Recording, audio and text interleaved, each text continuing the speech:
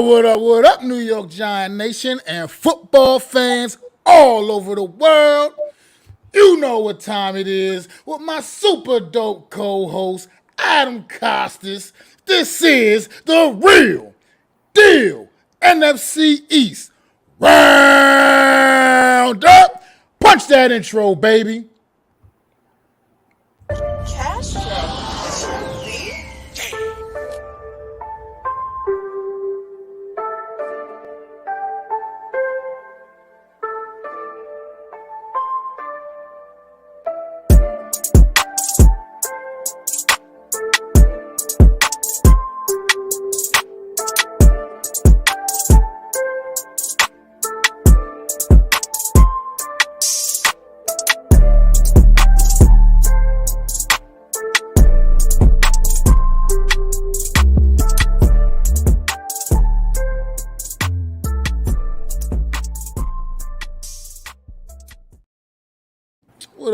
What up, everybody? What is going on, man? This is week one of the preseason. It's in the books. And me and my guy, Adam Costas, we get ready to sit here and talk about it a little bit, man, and talk about what these other teams got upcoming, man. What's going on in the chat, too, Coach? Thanks for stopping in. But how you feeling today, Ed? How you feeling today, Adam? Well, Mac, I am feeling fantastic. We're one step closer to the football season. And, man, I just can't wait to get it started and really dive into these teams. I think there's some intriguing storylines being built up. And there's no news like the news coming out of the NFC East. Seems like every day there's something new. Absolutely, man. It's been a busy off season for this division, man. A lot going on. And the first week of preseason was a little bit eye-opening. Some interesting storylines. We're going to start off down in D.C. with those fellas down the turnpike, the Washington Commanders. And things looking pretty decent there, man. I'm kind of like was a little bit impressed with what I saw week one, man, in Washington. Like you said, we want to get into Carson Wentz a little bit. Talk about how things are looking up for him over there while finally getting some chemistry with those receivers, getting a little bit sharper and sharper each and every day, man. Yeah, I agree. But, they're a good team. I think, first off, every time you say the Commanders, I always think of a USFL team. I'm like, who are these Washington Commanders? I don't think I'll be used to the name, even when the name becomes relevant. That's first and foremost. But the one thing I want to talk about is people talk about this team as a forgotten team, as the team we don't want to talk about because, they're the Washington Commanders. They can't get out of their own way. But to me, quietly, they're having a decent offseason / preseason so far. It's quiet. All the drama that they've had with the ownership and all that scandal that's going on, while that's still there, it's not at the forefront like it was before. And their first showing, they didn't play too badly. I know Carolina had a good defense, and yes, they penetrated a little bit that Washington line, and they're going to need to work on the run blocking. But Carson Wentz has changed the attitude of that franchise. Apparently, because of how he's come in, they can run more of the offense that they couldn't run before. Deeper throws, his passes are looking sharp. It looks like Terry McLaurin's going to have a quarterback for the first time that can actually get him the ball downfield. I mean, think about that. Think about how many times we haven't seen Terry McLaurin go deep. He's always having to make plays for his quarterback, man, catching the short, little quick crosses or whatever, and taking it.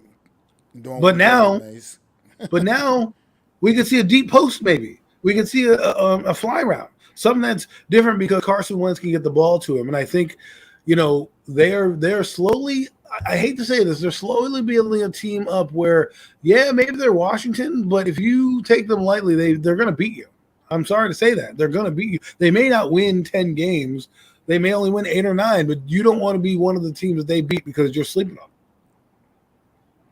Absolutely, man. I mean, like you said, Carson Wentz gave this once they acquired Carson Wentz, man, it gave this team instant credibility, in my opinion. Like you said, Scary Terry, by far, not even close. This is the best quarterback he will have throwing the ball to him. It's not even close. I mean, and people can say what they want about Carson Wentz, but he does have a winning attitude, and he can go out there and compete with the best of them, man. Like you said, this guy is only a few years removed from close to being damn near the MVP of the league, and the people just keep wanting to act like They that didn't have a bad year last year. and They make didn't really have a bad year. and they make excuses up and say, "Oh, well, he's not the same guy anymore." No, he is the same guy. He's the same guy. He has the same physical abilities. He just got to get some of that mental stuff out of his head. As long as he can stay focused on and keep his eye on the prize, this guy could be a top quarterback in this league again.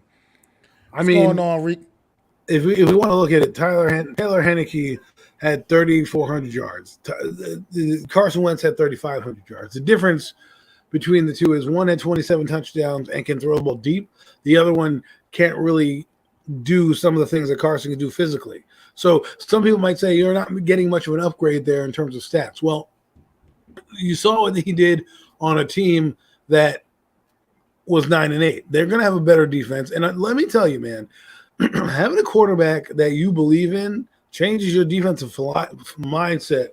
When you know that you got a guy that can go down and score or give you a big play, you're not like, oh, great, we have to hold him off here. You're like, all right, let's go take a little bit more risks. You know, I mean, look at all the defense coordinators with good teams. Green Bay, Baltimore, when they had their good defenses, they took risks. Why? Because they knew their offense had guys capable of making those plays. Unlike the Giants of last year, where you're playing zone every time because you don't want to give up, anything deep or quick points. You want the guys to drive downfield and hope just out of, sheer statistics that a offense will make a mistake, because the probability of them having 10 flawless plays is far less than them scoring in one, right?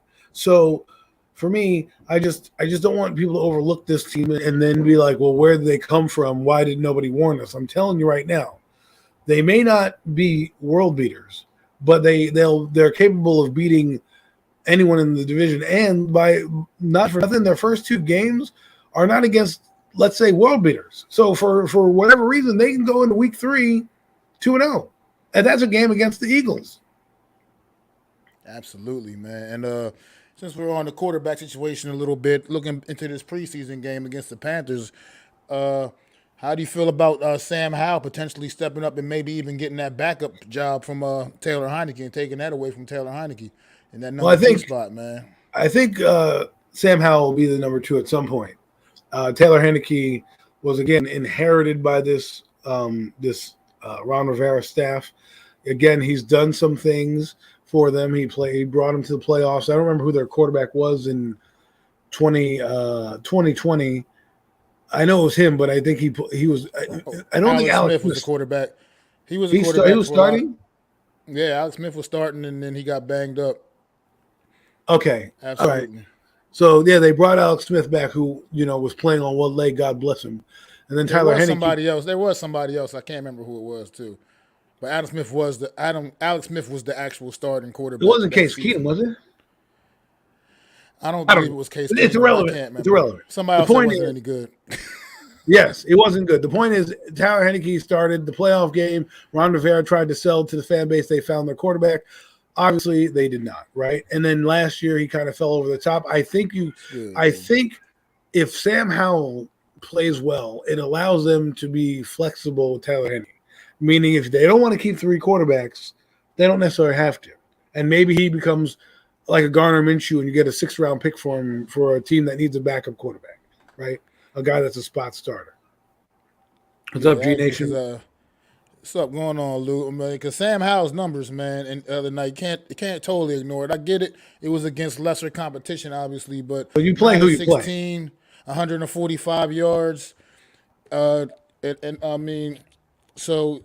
averaged 9 yards a pass, completion. So he was looking pretty good out there, man. Oh yeah, it was Haskins. You're right, absolutely right. I think it was. Oh, it was Dwayne Haskins. Yes. Damn. That's how. Some impressions. Hey, NYG22, thank you for that. That's why we need to chat. That's why we need to chat sometimes. The internet sometimes works, and then our brains kind of get a brain fart because we could use Google, but instead we're like, and thank you for coming up and cleaning that up. Haskins, man, Appreciate he must that. have made an impression if we forgot about him that much. Rest in peace, Mr. Haskins. Yeah. That was not a good situation for the Commanders. But anyways, if you look at it now, Sam What's Howell, up, too, though? this is what you want with a guy. You want to develop him. This is why I keep talking about backup quarterbacks in your system. I know people think I'm crazy, but if you groom him, let's say you have Carson Wentz, he does a solid job, he's here next year, and then 2023 for some reason he gets banged up, and Sam Howell, who now is in your system 2 years, can now step in and take the reins for a bit. If you deem that Carson Wentz is playing well but banged up for whatever reason, now you have Sam Howell. I'm not trying to stress the backup quarterback, but look what the Giants did. And we're going to get to them in a minute with Tyrod Taylor. And tell me that a backup quarterback doesn't matter, okay? Especially nowadays with all these running teams. Now, Carson's not going to be doing any RPOs, so you're lucky, Washington fans. He's probably only going to pull one or two of those out of his bag of tricks every time. So you're not really going to get him running, so you're not going to put him, hopefully, in harm's way as much. But for other teams, like maybe the Eagles, even though I have Gardner Minshew, I'm just using them as an example, or even like I can't use Atlanta because they have Desmond Ritter, but a lot of these teams who may have a running quarterback that may need a backup, maybe calling Washington and saying, listen, what do you want for Heineke? We've seen that Sam Howell's doing pretty well. What do you want? I mean, it's a possibility, man. I think the Giants let everybody know last year that the backup quarterback definitely matters. You know what I mean? It definitely matters. Oh my God. You can't just go those two guys aren't even there, those two guys are so bad. I don't even think they're in the league anymore. That's how they are not. They are not on rosters right now currently. That's how bad they are. When your backup quarterback is not even sniffing another NFL, training camp. I mean, my God. I mean, Joshua Dobbs is in training camp with the Cleveland Browns, and these guys. That guy, if anyone knows who Joshua Dobbs is, probably shouldn't be in the NFL. But yet he got a job. That's all I'm saying. It's like. And another thing with this Washington football team, man, is this defense. I keep trying to tell people too. You can't expect this defense had a down year last year. This is still it's a very pretty talented defense. Can't expect them to come out there and completely lay another egg again this year. Jack Del Rio's not a bad coach. Expect them to get better and be back at the top half of the league statistically, defensively. So that's also going to be a big-time factor for this team. Jack Del Rio can coach defense. We know that. And I think just like the Cowboys, when you have a guy that knows a specialty, like a Dan Quinn, in this case, Jack Del Rio, you're not going in with a guy who doesn't know what he's doing or hasn't seen any type of offense that you're coming at, right? He's played in the NFC East. He knows personnel. They upgraded by getting rid of guys. Like they got rid of Landon Collins. That's an upgrade because the safety behind Landon Collins is actually better than him. So that technically is an upgrade, right? They've upgraded the receiver position. They got a couple corners that they can do. The linebackers aren't too bad, but their front four is ferocious. They're ferocious. Jonathan Allen's pretty good. You have Montez Sweat, who's pretty good. I mean, Chase Young, people are laughing at, but the guy, was rookie of the year his first year, and has all pro talent, And yes, he was injured, but we don't know when particularly when the Giants play Washington, we don't know if that guy's going to be healthy. We have no clue. So their defense has always been pesky. And again, the Commanders played last year with a team that was absolutely putrid in the end. They absolutely putrid, and they won the Giants. They beat the Giants because both teams didn't want to win, and somebody had to win because that's how they played the game. They didn't want to end in a tie, but they played just enough both sides to win the game. Now you're going to give them a new sense on life in terms of their quarterback, new weapons that they've added, right? Minus Antonio Gibson, right? Their defense is coming back healthy. I don't see why this team can't be fighting, for even if it's the bottom of the NFC East, 7 or 8 games. I mean, if the Giants win 7, maybe they win 8. I mean, if we think the Giants can win 7 games, then Commander fans should think we can win at least 9. Well, like I said, to me, I mean, we know the Eagles, Cowboys look better. They're like the 2 better teams on paper in this division. But I wouldn't, like I said, you can't count this Washington team out, and I would not be shocked at one bit if they were competing at the end for the division title, to be quite frank. I just wouldn't be shocked. I think This team has what it takes, man. I think people are sleeping big time on this football team, and they're going to turn some heads we get going into this season. But Well, another storyline. So go ahead, Adam. What you well, I say? was going to say, if I put my fan hat on, then yeah, we're going to beat them every time. But being that we are an objective group of guys talking about this team, we have to be realistic. And realistically, what they have done, Washington, while it may look silly, has upgraded in certain areas. Like you said, one of the most important areas, that quarterback, it just can't stress it enough, man. Best Right. quarterback they've had since And Kirk he's back Cousins. and he's back in a familiar division. He's back in a familiar division. It's not like he doesn't know these guys, right? It's not like he left 3 years ago and is coming back. He left in 2021 to come back in 2022. I mean, come on. When he goes on the road, he'll be in familiar places, Exactly. familiar venues. It's not going to be something new to him. Nothing's going to be a shock to him. He knows what it's like walking into MetLife. He knows what it's like walking into the Link. He knows what it's like walking into Dallas. So you're right. It's nothing that's going to be with something he's not used to. But like I said, another storyline coming out of this situation with the I almost said the Redskins to the Commanders. The running back Antonio Gibson in the doghouse with the coaching staff, man. This kid, and I think it has a lot to do with the fact that he just can't figure out a way to hang on to that football, man. He got a little bit of that Tiki Barber, that early year Tiki Barbers in him, man. He just keeps dropping the ball. That'll get you on the bench. And that's exactly what it'll get you, man. You need to maybe bring in one of those specialists for him because the kid's got talent. I mean, he's got electricity, man. He can make big plays, man. But if you're turning the ball over all willy nilly, man, it's just no good for your team. And speaking of a guy stepping up seizing that moment, man, Brian Robinson, rookie running back out of Alabama, I believe. That kid is that kid's looking like he wants to run up in there and take that spot, man. If you keep giving him the opportunities. That's what's going to end up happening. Well, I know this is a football show, but I will bring in a baseball reference. Wally Pippen. Wally Pip. You're about to get Wally Pip there, Antonio Gibson. I'm just saying, you need to figure out how to not fumble. Now, I know Tiki Barber did some things with his hands, strengthening his hands. That might be something that Antonio Gibson may want to work on because sometimes guys have fumbling issues and it's not because they're not holding the ball correctly. It's their hands are not strong enough, right? Because you work on your biceps, your triceps, and whatever else eps that you have on your body, right? But you don't work on your hands per se.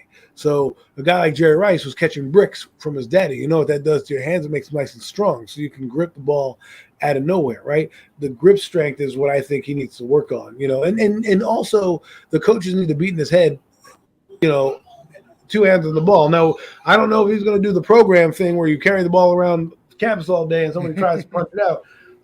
They did that with Tiki Barber, so we'll see. Let's see what happens. For what it's worth, and Antonio Gibson's defense a little bit. I'll come to his defense a little bit. He played at the University of Memphis in college. He was not a full-time running back. He was more of a wide receiver in the University of Memphis, kind of converted to running back a little bit during his last year there and came into the NFL as a running back. So he's still, in a sense, learning this position as far as being a full-time running back playing football. So, I give him that, too. He's had some degree of success, but you got to hold on to that football, and it's just if you're hurting, it hurts your team, man. And the teams are not going to sit there. Coach ain't going to keep playing you, especially a coach like Ron Rivera. If you're putting the ball on the ground, so see if he can get that corrected, man. But if you got any more thoughts on we thought this guy was going to be. Commanders. We thought this guy, it's kind of a shock because I thought this guy was going to be, one of their prominent players. Now, again, it could be a tactic where, Ron Rivera's trying to light a fighter under his ass. But sometimes those things backfire because if he doesn't the fire lit under his ass, then you have two options. You either look like a fool or you have to cut him. He's going to be on. He's not. I don't think he's getting. I can't see him getting outright released. He still brings. What's going on, Jeff? Brings some degree of value, especially if somebody gets hurt, right. Like the young man Brian Robinson. You still need to have somebody capable back there. But yeah, he's just got to. Whatever the issue is, if it is like you said, the hands thing not being strong enough, or whatever the issue is, he's got to figure out a way to correct it, man. Because he'll be a big waste of talent if he's just sitting on that bench, man, all day long.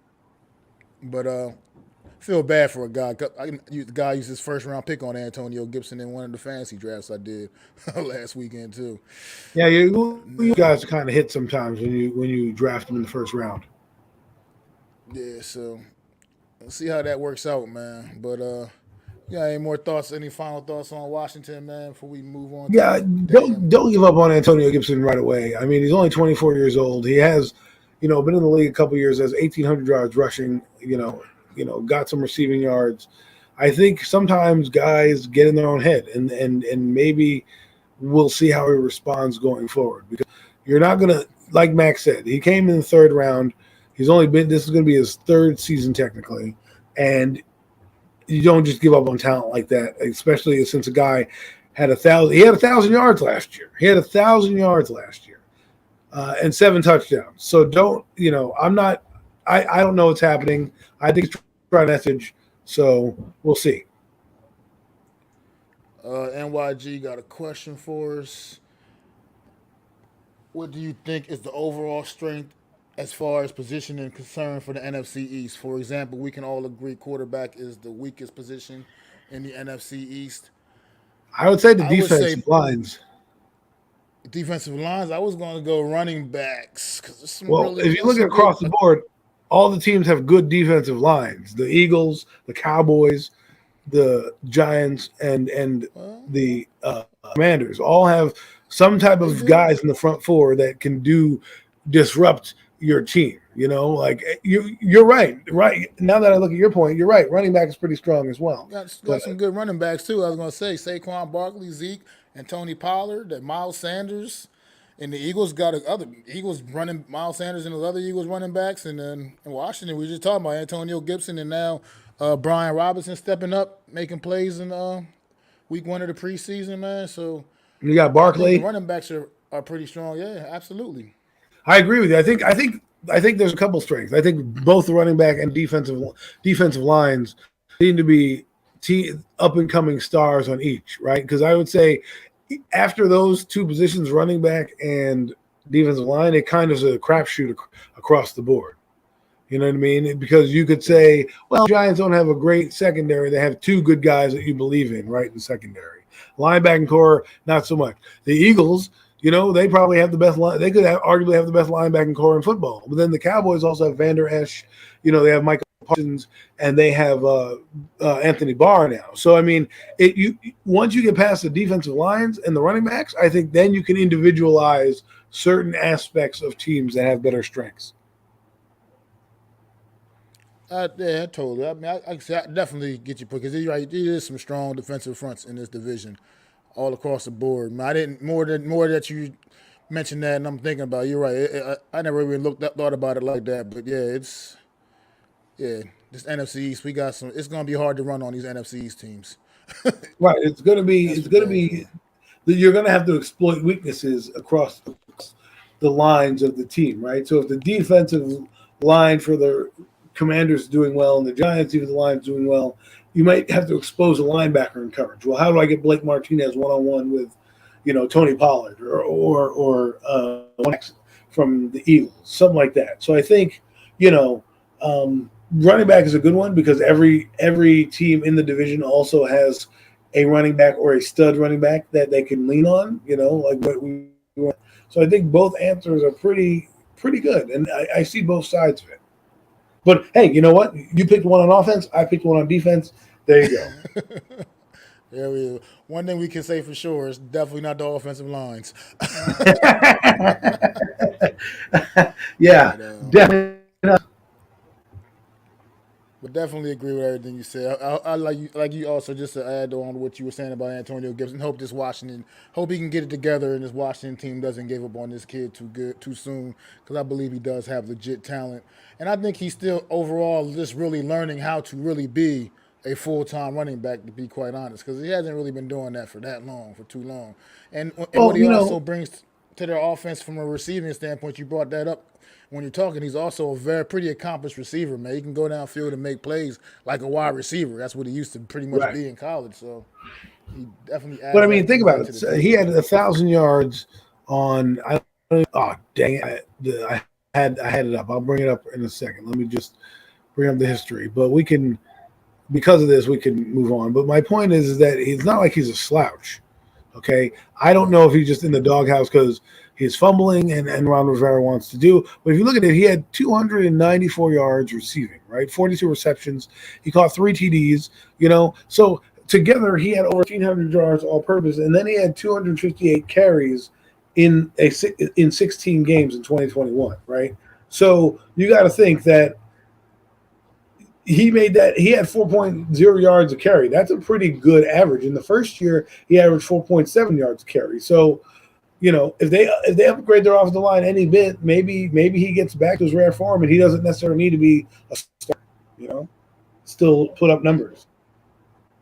Absolutely, man. Well, I think 25 minutes talking about the Washington Commanders is enough. We can get ready to move on. Didn't think we had that much information. Yeah, I mean, we can move on to the Dallas Cowboys, who I have even less information on because they showed us not much of anything. Let's keep their short. on Saturday when they played in their preseason game. Can't even remember who they played. Oh, the Denver Broncos. Neither one of those teams really showed much of anything. It was just pretty much like a exhibition with the backups. It was. I mean, the Cowboys, they did show us that they can draw penalties. That's what they did show us. I mean, 17 penalties in one game, even though it's a preseason game, is pretty unacceptable. And I would be pretty unacceptable no matter what kind of game it is. Right. I mean, it's unacceptable in any game, but 17 is a lot. That's normally how much you get between two teams. In my opinion, that reflects on coaching because that's a discipline issue. If you ask me, that's just the way I believe about that. I know players got to be accountable to some extent for getting those penalties, but at some point, it comes down to discipline of a team, man. And Mike McCarthy, you got to dial it in, man. You got to bring that because that's just not going to cut it through the season when the season gets started, man. You can't just go out there getting piling up penalties like that. It's going to always set you back. It's unfortunate that we have not much to talk about other than the damn Cowboys getting a bunch of penalties. But my thing is this, though. If you look at the Cowboys situation, first day on the job, right, this year, he gets asked about his job. Mike McCarthy gets asked about his job. First question out the gate. Oh, well, you think you're going to be fired this season?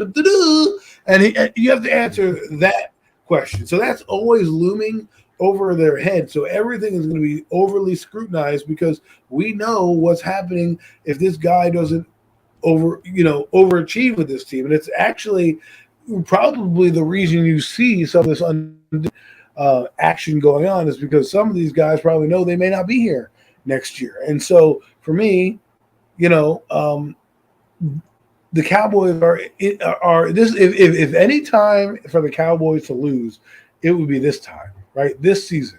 If Cowboys want to just rebuild it. We have a bad offensive line. We're losing CeeDee Lamb. We're losing Gallup. We only have a Zeke Elliott. Like this is the time for them to falter. But what I think the Cowboys are going to do offensively is heavy run set. I think they're going to turn around and lean on their two backs and their tight end and their quarterback and say, hey, listen, we don't have the weapons right now. You four guys are going to have to figure out a way to move this team up and down the field. As opposed to McCarthy, I'm scared. I'm scared if I'm McCarthy because there's nothing outside of possibly an NFC East championship game run that can save my job. I mean, I think honestly, at this point, with this Cowboy team, the way it's built up, he's got to not only just make the playoffs, he's got to go deep into the playoffs, man. It just can't. You can't. It's just even. I feel like just making the playoffs won't save Mike McCarthy's job either, man. You got to make it and go deep in there, man. You got to get some W's, and you got to figure out a way to win some postseason games. I think Jerry Jones, we know how as an owner is not a very patient owner, so. Gary's not patient. What do you mean, Mac? What do you mean? I'm the most patient guy there is. I'm the most patient owner in all of sports. Mac, I don't know. Maybe it's because you got that Giant fan hat on, but you don't understand. Jerry Jones, that's me, is a patient guy. I mean, look what I've done. I built up a Super Bowl. 25 years we haven't won a championship. That's patience, baby. Now,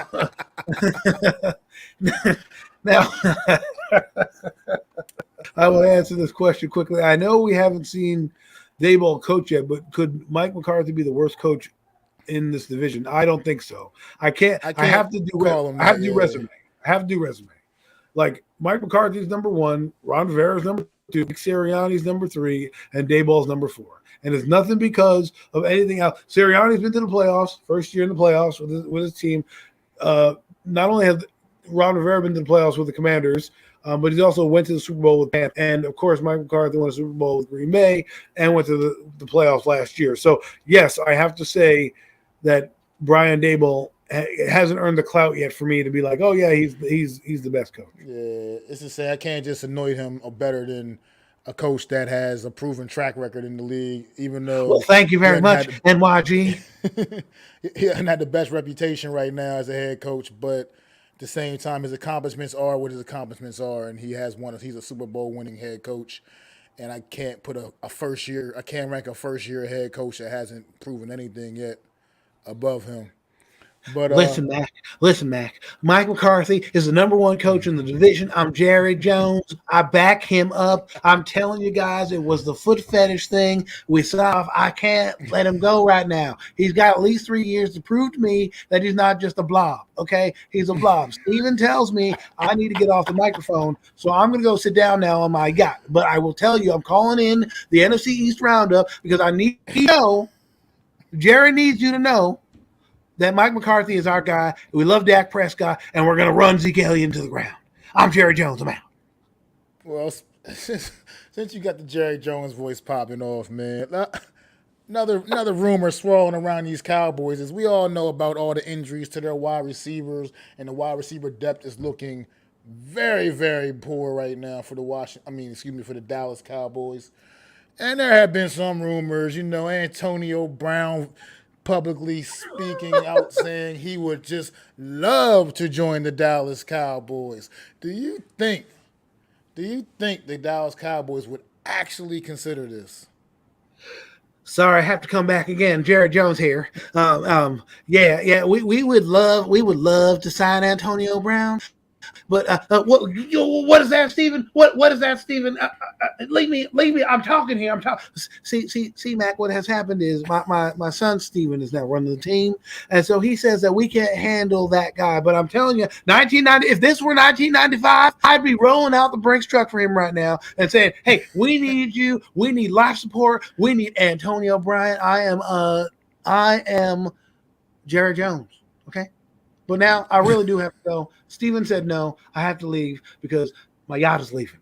So, Mac, it was nice meeting you. Good to see you. You're a great guy. Hope your Giants lose. And I'm out. Jerry Jones. That guy likes to call in a lot. But no, Antonio Brown, do not sign him.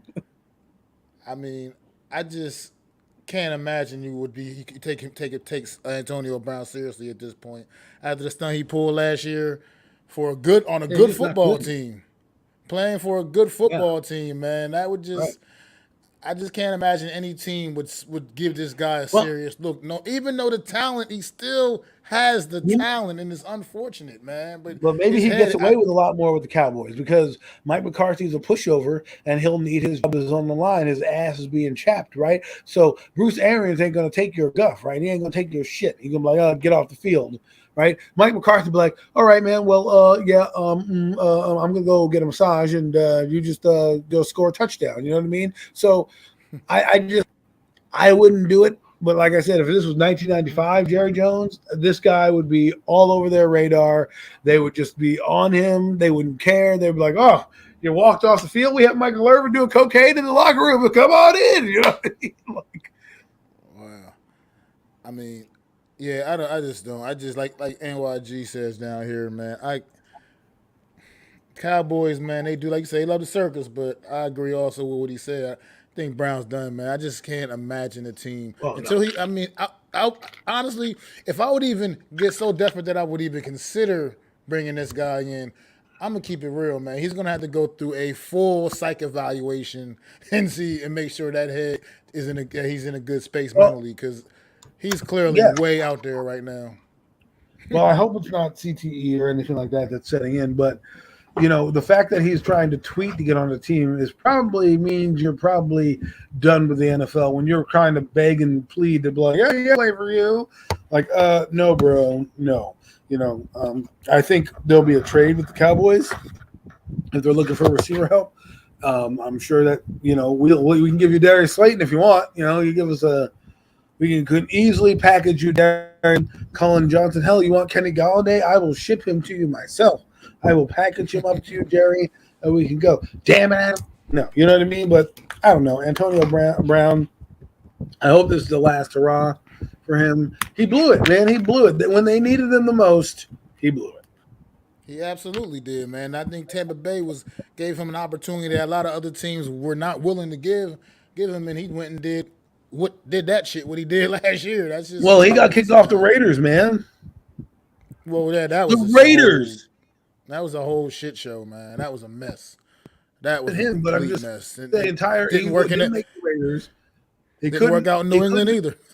He couldn't hang out in Bill Belichick's system because he's getting yelled at over there. Bruce Arians kicks him off the team, and now why do you think he wants to go to the Cowboys? Because it's easy to be the ringleader in a circus when the Cowboys are that. That's all they are every year. I mean, please, baby, please. Good one, Coach. But he said NYG. Oh, so we're both clicking on the damn comments. I'll drive Galladay to Dallas myself. Word, man. I mean, look. The reality is we know how this preseason thing works, man. We're going to start getting a lot of cuts, and there's going to be some cap casualties and other things happening. There's always a few big names that don't make it out of preseason on that same team that they started out with, man, in training camp and whatnot. So I would assume the Cowboys probably be waiting for maybe a little something to get shaken off the tree. You know what I mean? Clean up like that, because I just can't. I mean, even though like you said, this whole circus thing, Jerry Jones is out of his fucking mind sometimes. I just still can't imagine even he at this point would give Antonio Brown a serious look, man. And it's a shame because Antonio Brown, just like 4 years ago, was easily the best wide receiver in the NFL. Easily. And now it's just in this short period of time, man. Look where he is now. Now he's not even cashing. Well, he's not cashing NFL checks. Now he's a rapper. So, I don't know. This guy's a mess, man. I didn't know he was a rapper. I saw him come out in some pink attire the other day at some rap event. I'm like, well, you can't catch football. You might as well catch bars, I guess, right? So yeah, but they didn't. Wasn't a very good rapper, but these Cowboys didn't give us much to take away from their preseason game against Denver on Saturday, as they played none of their starters. So we don't really have anything to talk about how anybody looked because none of them played. So I have no idea what they'll be doing this week either when they play the Chargers. I don't know what their plans are for playing time for players. I would imagine their starters are going to get a little bit of burn this week at least, I would think. But who knows? They don't have to give their starters burn because their starters aren't in a new system. So that's different than the Giants or a team. It doesn't necessarily have to be the Giants, but a team that's integrating new players. Yeah. It shouldn't be like that, So to me, I get from that standpoint, but I still think it's good to get these guys getting banged up a little bit. Not banged up like hurt, banged up. Just let them feel a little something. You know what I mean? Get your body conditioned to getting hit again. I know it's been a long off season, man. Like, God, sometimes I feel like that always helps you out, getting used to feeling that contact again, even if it's only one or two possessions. You know what I mean? I'm not saying go out there and play these guys for a whole half or anything like that. But even if it's just one or two possessions, just get them a little something, get their feet wet a little bit. Let them remember what it's like to get hit. That's all my how I feel about that. But I don't really have anything else on these Cowboys, man. So unless you got something else, we can get ready to move to that other team up the turnpike now.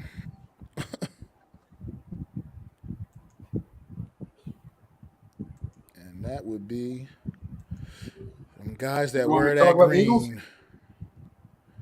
Let's talk about these Eagles, man. We have to talk about them? Yeah. Let's talk about them, but yeah, I'm not feeling them either, Adam. You already know how I feel about these Eagles, but they are just looking good, man, and they just keep impressing me. Everything they do. Jalen Hurts, man, the other night, man, was I mean, it was limited action, obviously, but he's showing me a little something, man. I agree with you there. I want to mention one thing real quick, and that is that.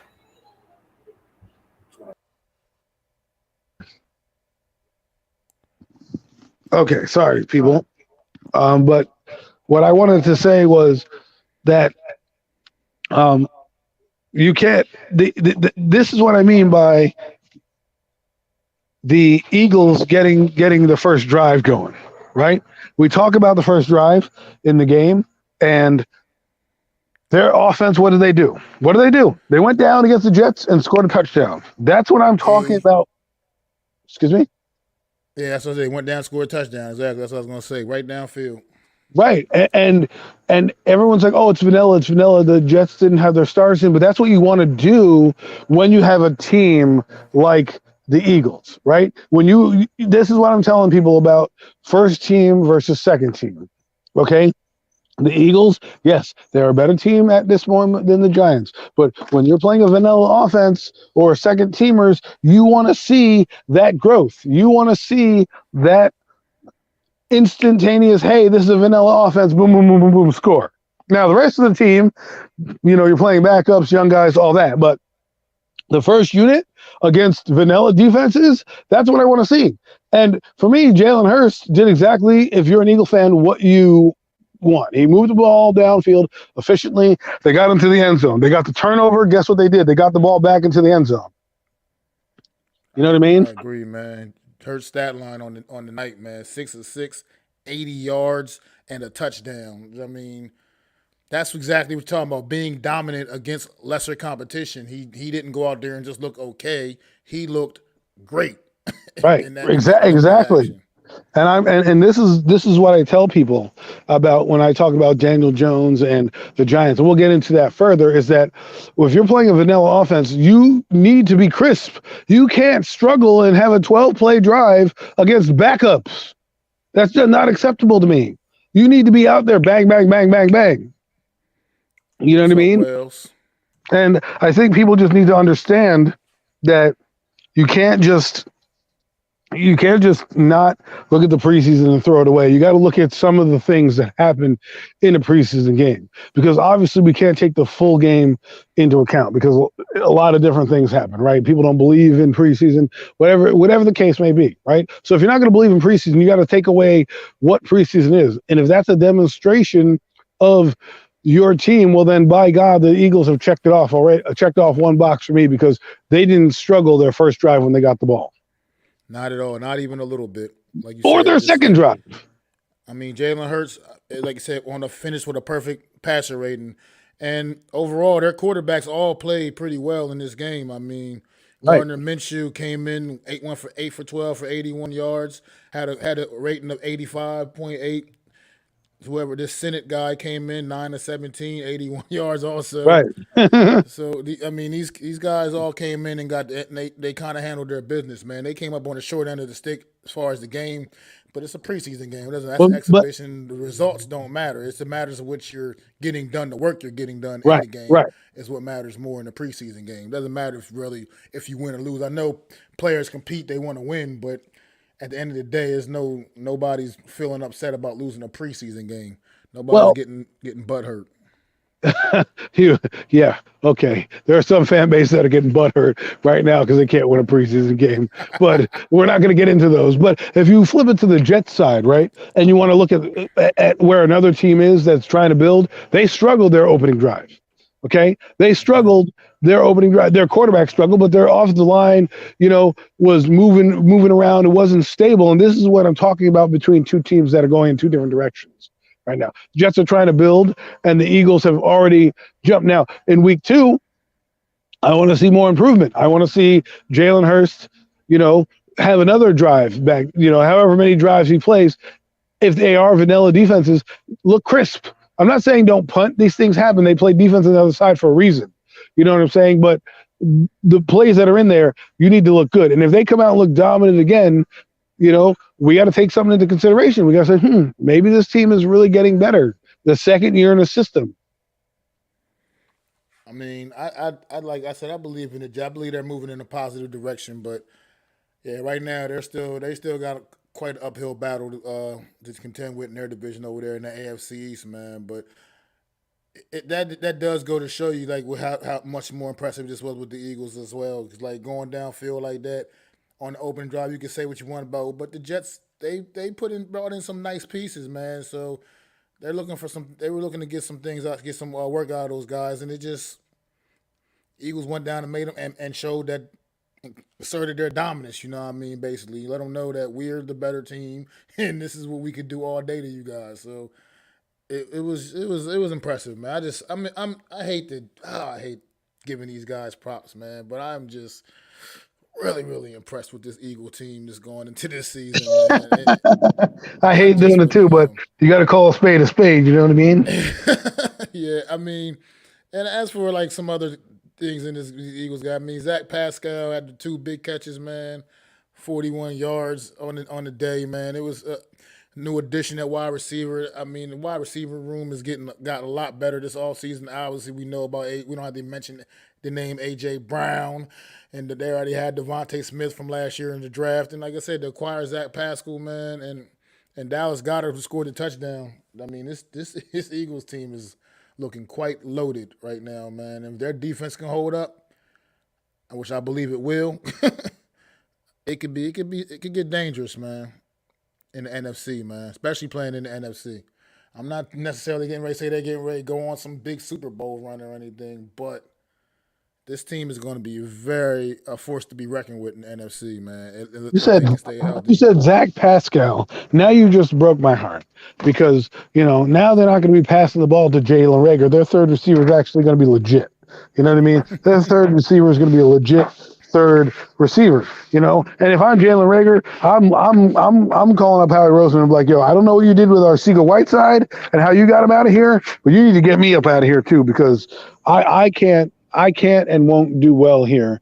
And I just think, you're right, Mac. I hate giving them praise, but you have to look at what they've done. And so far, they've done enough to be legitimate playoff and NFC East contenders. Will they win the Super Bowl? I have no idea. But I do think, a QB like Hurst, what he does again, I want to see how a QB like Hurst does against Wink Martindale's system. I like Wink Martindale, but he ain't got the horses that you guys think that we got. This ain't the Ravens, okay? We got Ojulari, we got KT, and we have Leonard, okay? Our other 3 guys are not that great. And well, we're gonna see. We'll get to see it. We will get to see it twice this year, man. So we'll find out soon enough, man. Well, maybe if Hurst makes it to that game, we don't play the Eagles till late in the year, I believe. So. We'll see. You're right. There's a lot that can happen from now until mid-December. We'll get a look, man, soon enough, man. But speaking of Arcega-Whiteside, since you brought his ass up, man, first round absolute. I mean, he wasn't the first. He might have been second round pick. But either way, a fucking bust. Nonetheless, no matter how you slice it, this guy has done absolutely nothing for the Philadelphia Eagles. And when you look back at that draft, the fact that they chose J.J. Arcega-Whiteside while DK Metcalf was still on the board, Scary Terry McLaurin was still on the board, Hunter Renfrow was still on the board. I mean, all 3 of those guys right there were just miles away. What? Come on, you didn't like Arcega-Whiteside from Stanford? You didn't think he was going to be the next Jerry Rice? Come on, man. Howie Roseman was doing this thing. He's like, hey, man, I've hit on so many draft picks, it doesn't matter. But if you look at his receiving record, he's not really got the greatest receiving draft record up until Devontae Smith. It's like, how do you take J.J. Arcega-Whiteside when DK Metcalf was on the board? And, I mean, DK Metcalf was an absolute stud at Mississippi State, University of Mississippi. Yeah, I guess he didn't like his abs. Maybe the ab picture threw him off. Like, hey, man, this guy only cares about his body. Those washboard abs. He can't be a part of this team. I'm going to take Arcega-Whiteside, who can't even run a friggin' route. And there we go. I mean, in their defense, Arcega-Whiteside did go into that draft year with a little more, had a solid year. little bit more of a bigger resume than even Terry McLaurin, Hunter Renfrow for sure. You know, I'll give him that. I can understand him making the boo-boo and taking him over top of those two guys. But taking him over DK Metcalf was unacceptable, in my opinion. That was a fireable offense for me if I was the owner. That was a fireable offense. There's no way DK Metcalf was sitting on the board and I'm taking J.J. Arcega-Whiteside. And then you followed up the following year and take Jalen Reagor. Like, use your first-round pick Wow, on Jalen two of the Reagor. greatest receivers I've ever heard of. Like, give me a break, man. Can I have them on my team? I think I want to start a collection of bums across the league. With all that being said, they made it right by finally getting rid of him and getting something for him. You know what I mean? And who? Said, they got a safety. They got a safety for him. Continue to make moves, man. Continue to make moves and keep trying to build their way up and be one of the top teams in this whole conference, man. Not even just this division, but the whole damn conference, man. Well, I'm not really worried. Well, the thing that if we want to talk about strengths, I guess the strength of the Eagles is both their front four and their offensive line, because their offensive line probably one of the best in football. One of the best in football, right? Yeah. And their defensive line with Jordan Davis could end up being one of the best in football. And you know, games are won in the trenches. So for me, even though we're talking about the receiving core and how they've built that up and you know, Roseman's, you know, failures there, I got to give him credit. He knows how to build a D-line and O-line. And that's going to be their strength. That's what they're going to lean on both sides of the coin here with you know, the D lines. And you know, I can see them doing what the Cowboys did, and that's basically just run the football and don't make any mistakes. Let the game come to you, Jalen. That's what I would be saying. You know, because if your strength is defense, you don't have to worry about, you know, making mistakes or playing tight, because if you make a mistake, you got a good defense to bring you back in. Right. So I think it favors that. Not only does it favor that, but when you run the football, that also favors, you know, different quarterbacks throughout the league, right? Because you don't have to rely on the passing game. So I think they're gonna do a lot of running to come out to make sure everyone can stop it. But then what they'll do is they'll change it up in the middle of the season and become a more passing team as the receiving core and the weapons get acclimated together.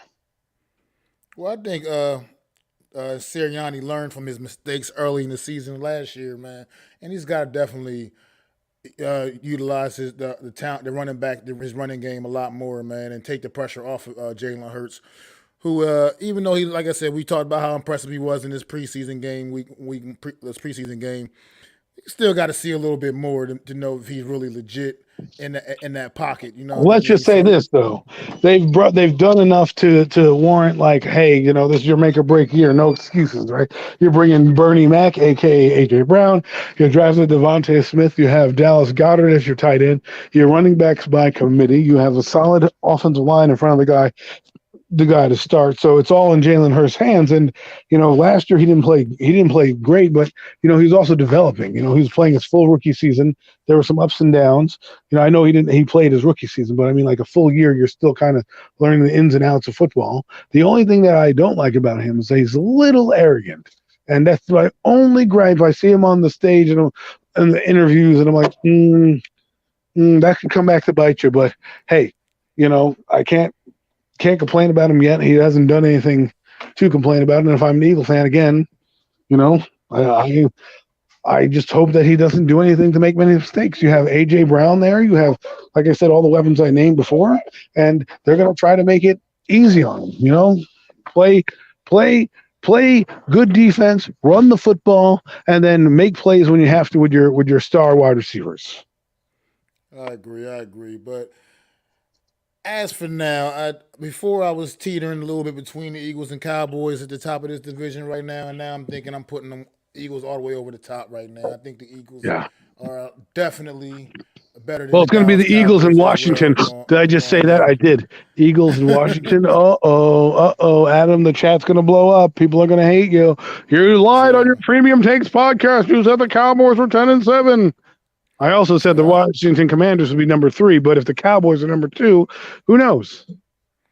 Yeah, so I just, you know, it pains me to say it, but these dumbass Eagles are probably They're looking like they're gonna be the class of the division right now, man. But you got any more final thoughts on this Philadelphia Eagle team before we move on to the main event of the evening? Yeah, no, I got nothing for the Eagles except screw you guys. I mean, I just hope it doesn't work out. I'll put it that way. But now we on to what everybody's here for, man. One team in the NFC East did actually win their Week 1 preseason game. Yep. I went there. Oh man. Hey, look, well, you gotta hold on. I needed a laugh. That was a good one. You gotta hold on to anything you got, man. That's about all we got, bro. That's about all. That's it. That's about all. That's about it. We are currently in first place in the standings of the preseason right now. That's all I got. But yes, that would be the New York Football Giants, and yeah, a lot to talk about with these New York Football Giants, and I know, Adam, you got a mouthful about this quarterback situation, man, and Brian Dable's comments, but he did kind of, in a sense, clarify the fact that Daniel Jones is still the number one, but now he wants to suddenly give Tyrod Taylor some first-team reps at practice. So let him know how you feel about that, Adam. Oh, Mac, you're so funny. You know that? Well, no, I do have some comments about this. I think it's weird. Okay, I think it's weird that he's starting to get to even think the possibility of getting reps. And people are gonna be like, Adam, this is normal preseason. Like, no, look around the league. Close your eyes. Lay back, let my voice take you to the NFL teams across the NFL. Ooh, what teams do that?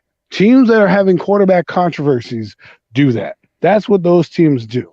Okay, they put their starters in. They let them know, because this is the type of thing you don't need to publicize it. Why does anybody care? You know why? Because you knew you were going to you started to feel that Daniel Jones may not be playing well, so you got to make a move, and you're trying to get ahead of it so the media doesn't put a firestorm out. So you're saying to everyone, hey, you know what? Don't worry about Tyrod playing. It's already planned out. We're just letting you know he may get some snaps with the first team. Meanwhile, optically, it doesn't look good. 2-3 days of bad practice from the offense, Daniel Jones specifically, because there was more than one beat writer that was like, this guy's not playing that well right now. And all of a sudden you come out the next day and say, well, we're going to give a start. Optically, it doesn't look good. That's another reason why I think it's weird. The other thing is, why wouldn't you say this at the beginning of camp and just say, hey, we might sprinkle in Tyrod Taylor here, to get some first team reps, and just be upfront with it. It just makes no sense to me to now all of a sudden tell the media, and then after telling the media, then you're like, oh well, we still love Daniel Jones.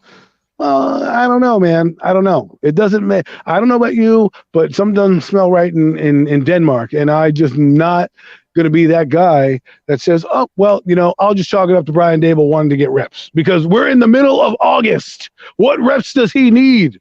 You're not preparing for a game yet. You're not. These guys are on the team, may not even be on the team. That some of them that you might be throwing it to. Some of them won't be. You know what I mean? Like, some of these guys that are playing are not going to be in the starting lineup. So it just seems weird to then say in the middle of camp, in the middle of August, that you're going to give reps to Tyrod Taylor, and everyone's just like, oh, okay, that's fine. Like, what am I missing here? Like, well, I'm thinking, like we were talking about this the other day. I'm thinking, potentially a tactic. You know what I mean? By Brian Dable trying to light a fire, some kind of a fire under Daniel Jones' ass. Because he's still making it clear that he is the starter. He's still the number one. But yet you're feeling some need to give Tyrod Taylor reps, first team reps in practice, which if Daniel Jones is your number one, then he needs all the first team reps he can get. You know what I mean? He can't. I feel like if it's not a quarterback conference, if it's not a competition, I agree with you there. If it's not an open competition, then Daniel Jones needs those first team reps. I agree with you wholeheartedly there. And I feel like you shouldn't be taking him away from him if he's still, right. If you're still planning on him being your guy. I So mean, it could be more behind the scenes, like you said. We don't all know what goes on behind the scenes, what kind of conversations these guys have. But a few more weeks, the picture will be clear, man. Because one thing for certain, two things for sure, both of these guys are going to be on the team come right, September 11th. It's just a right. matter of which one's running out that tunnel as a starting quarterback. Right. And And what doesn't make any sense to me though, like you were saying, Mac, is like it just the optics, like it just doesn't make sense to me. It just doesn't. I don't understand it. Like you said, he needs reps. He hasn't been in this offense. He's struggling. Why would you then say, okay, well, we're going to possibly take reps away from him? That makes no sense to me. When Tyrod Taylor, by all accounts, is doing better in the system than he is. So why would you want to? I mean, unless you're telling me that you think that if Dable came out and said, well, we think Tyrod has earned some reps with the starting team. We want to see how he does with the starting team. We still love Daniel, but Tyrod's earned these. I would say I might be thinking this in a different light. But no, the way you said that he might get a couple snaps as starter because of case in emergency, that doesn't tell me anything besides you're trying to mask the fact that you probably are making a mistake starting Daniel Jones come 9/11. But instead of saying it flat out and looking like idiots, you're going to put it like this. Because again, people, look at the circumstances. That's what I say to you. Put your investigative hat on and look at circumstance. Okay? Circumstance. Deshaun Watson was in those rooms. That's the circumstance, right? What is happening at training camp? Jones is sucking. Circumstance. Then all of a sudden you're like, well, Tyrod Taylor is now going to get snaps. Look across the league. How many, Mac, I'm asking you this legitimately. You've watched football for almost 2 decades, if not more, right? More like 3 decades. Close like that. Yeah. I don't want to date you, right? I don't want to date how old you are, but I'm in the 3-decade mark. He's in the 3. He's got the 3 in front of his football watching. So he's watched a lot of football. In all of your years of watching, have you ever seen something like this? No, it's confusing in a sense. I mean, for me looking in, it's confusing because if you're giving him first team reps, that means you're giving him consideration for getting the damn job. For winning the starting job. I just don't see any other reason why he would get first team reps in practice if there's no consideration or no chance of him winning the job. And maybe could Brian Dable be maybe trying to just keep the media at bay with all this, because the media would go wild if all of a sudden he just came out flat out and was like open quarterback competition. The New York media would absolutely go nuts and run with this story. So is that a way of him keep him at bay by saying Jones is our starter, but we're giving Tyrod first team reps in practice, and then boom, and once Tyrod outperforms him, all of a sudden, well, I decided at the last minute that I think Tyrod gives us a better chance, and then tries to spin it that way. I don't know if he's some kind of evil genius and thinking like in those kind of terms, man, but it just doesn't make sense to take reps away from Daniel Jones if he's still your starter. It doesn't make sense to me in any way, shape, or form. So I think he has some other plan in the back of his mind that maybe only in his mind right now, he's only wants himself to realize and know that this is an open quarterback competition. And maybe he's just kind of putting it out there like that, like I said, light a fire under Daniel Jones' ass and maybe see what happens. Because at this point, it just doesn't make sense. You're right, Adam. Sorry. Well, you're right. I hope it lights a fire under his butt, but I'm not sure it will. How can we say that it will light a fire under him? He's never been in this position ever, right? He's never been in this position ever, right? And now I'm supposed to believe that all of a sudden he's going to just bounce back out of nowhere? That's just not how life works, like Tiger don't change the stripes.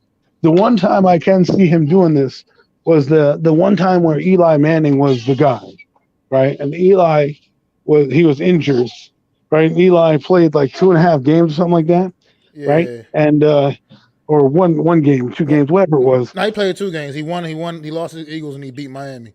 Right. And so all of a sudden he's now that guy, right? He's now upset and thinks maybe Eli, because everyone's like, yeah, Eli, woo.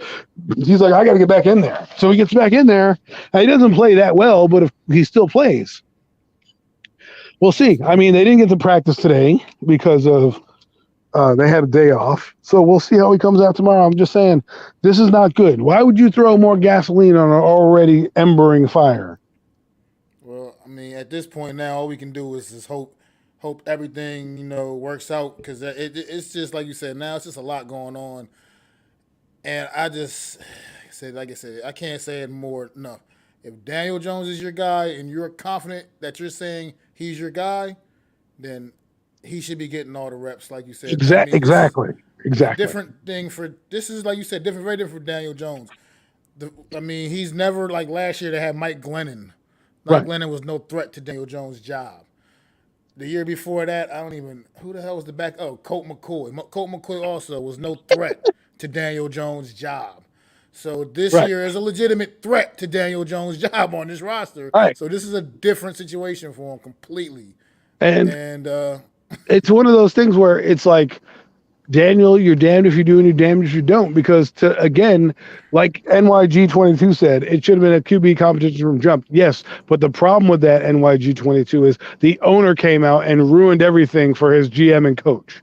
Because when he's hiring the GM and they go after him and say, well, what are you going to do with Daniel Jones? To try to get ahead of it and see where he is, and he goes, well, we screwed this guy up. Well, what do you think the guy is going to do? What do you think Joe Shane is going to do? I think part of the reason Joe Shane and Daboll are here are A, they were guys that they liked, but B, they also were going to keep Daniel Jones for a year because John Mara believed in his heart of hearts that they screwed him up because A, the media said it, B, everyone's like, well, this and that. And John Mara read the press clippings. Remember, he read the press clippings for us to fire him. I was the guy. He listened to Adam Costas. He called me up and said, hey, Adam, man, I know you got a show called The Hurry Up that got like 2 views. You said to fire Joe Judge. Well, I'll take your advice. And he fired him, right? All I'm saying is John Mara listens to fans. Well, guess what? They were saying, oh, well, we don't have offensive line, blah, blah, blah, blah, blah, even though it was facts. He's like, we screwed him up. Well, guess what happens now? You're already undercut and undermining your GM because now they have to come in with Daniel Jones regardless if they like him. And then they signed Tyrod Taylor to like $14 million, and everyone's like, oh, that's just backup money. I mean, no, it's not. If you didn't want a competition, all you had to do was bring in like friggin', I don't know, Joshua Dobbs or some other, lesser known backup quarterback and not do because you could have brought in Jacoby Brissett. I can guarantee you right now, I am definitely not saying Jacoby Brissett's going to be the starter, right? well, no, but I think also there was when Joe Shane came in. I think there was I can't remember if he said it himself but during the draft process, the 2019 draft, 2019 draft with Daniel Jones, yeah. That he did hold Daniel Jones a little bit, and he kind of liked the film on Daniel Jones. I mean, he wasn't. Yeah, but he didn't tell you what grade he had on Daniel Jones. Yeah, he just said he liked the tape. I mean, I like the tape of Sam Howell. Doesn't mean he was drafted in the first round. You know what I'm saying, Mac? I get it. But what I'm saying is, I think they may have even came in and kind of thought possibly they could work with this kid, and now that they got him, they're realizing, oh shit. We made a mistake. This kid is not. He is not the guy. You know what I mean? He may not be the guy. honestly, Mac, I think what happened was this: when people tell you that they evaluated him, unless they give you, hey, we had him going in the first round as well, which is also politician talk, a bunch of bullshit. There's no way. There's no goddamn way that I believe that Joe Shane was like, yep, that guy was, because like I said to you the other day, they had a range on this guy from the first round to the 5th round. Nobody knew where this kid was going. That's what the range was. They were like, well, he could be a 1st rounder. He could be a 5th rounder. I think him in the 2nd round. In January, he was like a 2nd to 5th rounder. Don't pick him before the 1st round. By the time April came around, he was like definitely going at 17. And by the time the draft came around, because people reach on quarterbacks because that's what you do, he became a top 10 pick. So, and the reason why I did research on Daniel Jones was because there was no consensus 1st or 5th round pick. So for me, instead of talking out of my ass and not understanding who Daniel Jones was, I read all the press clippings and I read his scouting report. Then I went back and watched the film and was trying to match up with what some of the scouting reports were saying. Because a lot of them were like, he didn't throw the ball deep, he didn't do this, he didn't have this. And then you go back and watch and he's throwing a 40-yard bomb that's drafted by some guy who's now a librarian. You know what I mean? Like, I'm just saying, like, Okay, so now he comes in, but there were some things that stood out that are still standing out. He doesn't process defense as well. His footwork and mechanics aren't up to snuff to where they need. They're going to need some work, right? Still has that problem. He has poor instincts. I feel like just has Right. very poor instincts. Poor pocket presence that still hasn't become better, right? It hasn't become better. He steps up here and there, but again, against second team defenses, when Jeffrey Simmons is coming up the middle and crashing that middle, is he going to be able to move laterally to get the ball out? I thought of something today, right? Daniel Jones plays basketball. What does that make him? A very athletic player.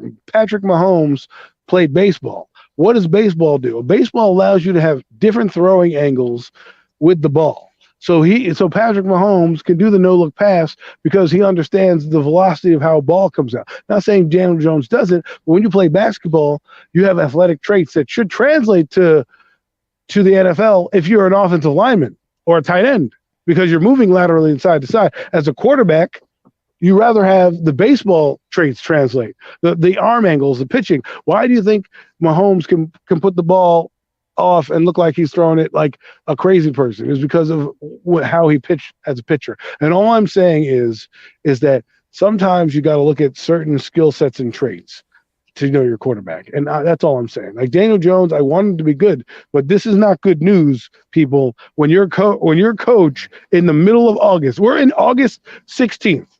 We're getting ready for week 2 of the preseason, man. August 16th.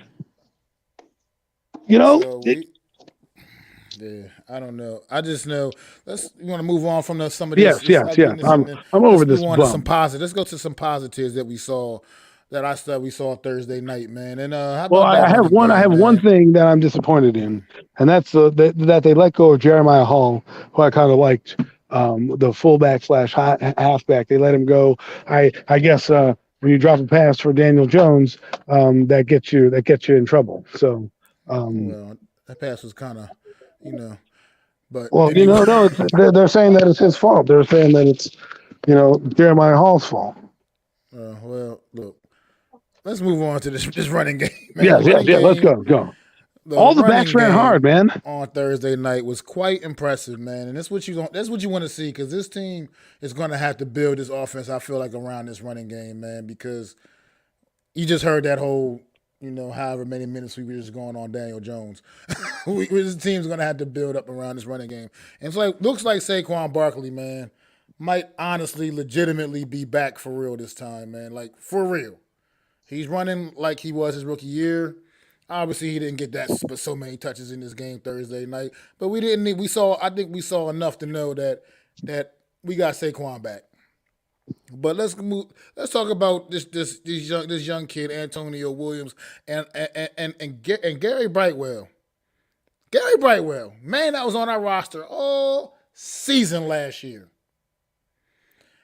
And if he was running like that, what the hell was Joe Judge thinking by having this kid basically just completely ride the pine, at least offensively anyway, only using him on special teams all last year? Just looks like a complete waste. I'm not saying he was going to come in and just light the league up, but at the same time, he looks like he was running with a purpose on Thursday night.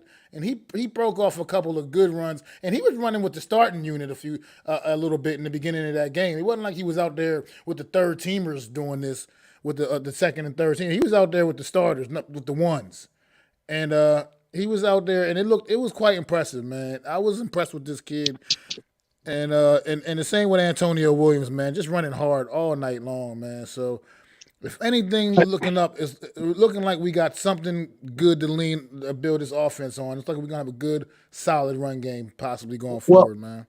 I like all the backs, and we didn't even see Matt Burrito, right? We didn't even see him run.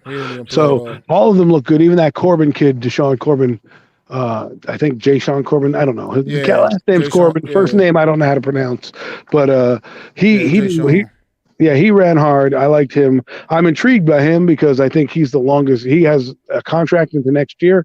Gary Brightwell is also interesting because you're like, well, where was this? Why were we not seeing this? What was Joe Judge hiding?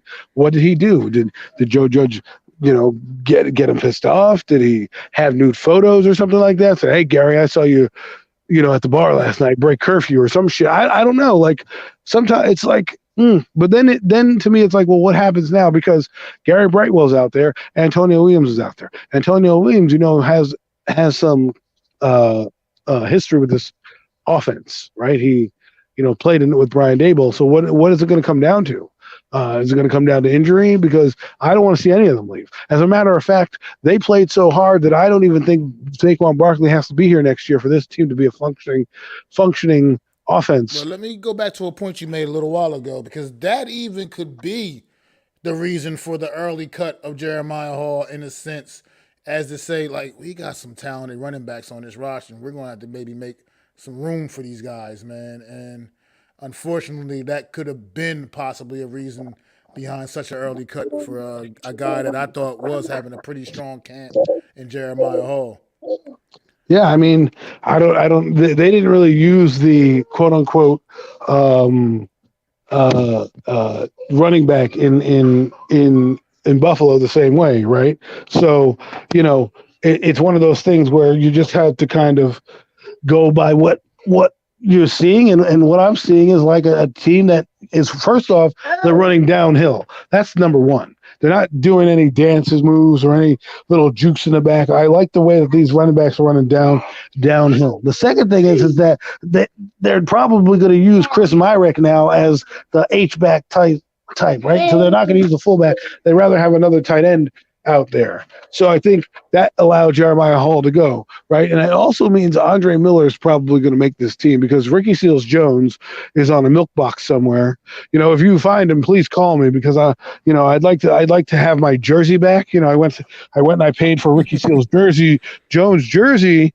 That's the only Jones I wanted to buy was Ricky Seals, and he's not even here. So I'm going to go back to Walmart, and I'm going to see if I can get a return on my investment, because that's what I would do if I was Joe Shane. Maybe I can get a return on my investment, because he ain't here, and hopefully everything's okay with him. I mean, maybe, we don't know. It's all a mystery right now. It's kind of I don't know. It's weird. At this point, I just don't even see this guy making the team, man. I really don't. He's just not. He's not here. He's not getting any reps. He's just not.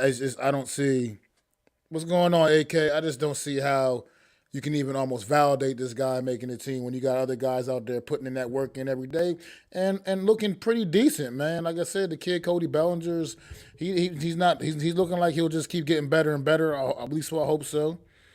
And then got other guys out there, man. They're just out there competing, man. And Ricky Seals-Jones simply is not. So I just can't imagine there's a spot for him on this team left, man. But another very positive note in this game, man. Third-year veteran wide receiver Colin Johnson. Is this a potential Victor Cruz story in the making? Do you think? Oh, I lost Adam for a second. But yeah, Colin Johnson, man, out there making big plays, man. 7 catches for 82 yards, man, on the day. And this kid, I mean, he's big receiver, big body. So, is it a Victor Cruz story? I'm not sure. I'm hoping that, being that he's in the NFL, that he got to work hard. He got to work with a new offensive. Training happens, right?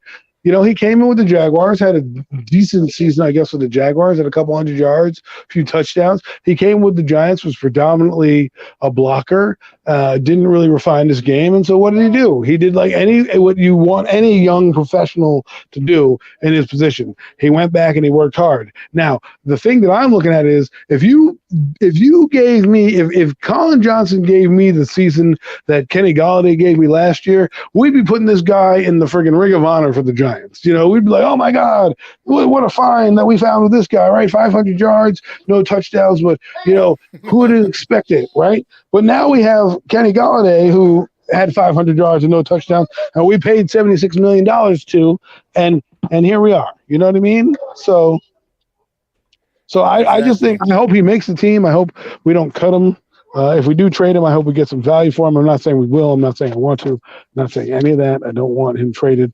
I'm going to say this right now. If he comes out on Sunday with another effort even remotely similar to the effort he put forth last Thursday night, I think this guy's a slam dunk to make the roster. I think he'll be a slam dunk to make the roster if he comes out with an effort even remotely close to what he did last Thursday night. I mean, he for what it's worth, a year ago he was on the team. Like you said, he didn't get used that much in the offense, but he had some flashes as well last year in the regular season for us late in the season. So I think this kid, man, I think we might have snuck up on got a little sneaky diamond in the rough, man, with Colin Johnson. You can thank Dave Gettleman for that because unfortunately for him, for us Giant fans, you got to give credit where credit is due, and that was a move that he made last year. Whether you like the guy or not, he if he does well, that'll be one of those Gettleman gems that we talk about. Like, hey, who's the GM? Who was that Cape Cod GM that found out Colin Johnson? And you know what is interesting is sometimes it's just really timing, really, you know what I mean? Like and circumstance. Like I said, you go to the Jaguars, they're a complete shit show of an organization with Urban Meyer, right? They're complete and utter disaster. They are. Right, you come to the Giants, and they're not much better with Joe Judge, but at least here you get a legitimate receivers coach who gives a shit about what he wants to do. Plus, you played some specials, right? Remember, Colin Johnson did produce last year in a game or two. He had a couple catches. He looked kind of solid, right? Absolutely. So let's say this year he came in April, and the coaches said, "Listen, this is what you need to do to get better," and that's what he did. And he listened, and this is what we all hoped Kenny Golladay would be looking like. Running these open routes, the chat? What's like, up, good brother, man? Thanks Kenny Golladay. Man. But yeah, NYG he said here in this comment, Colin Johnson is definitely doing what Golladay is supposed to be doing. And yeah, he agrees with what I'm saying. At a fraction of the cost, not even in the same stratosphere with their contracts. So.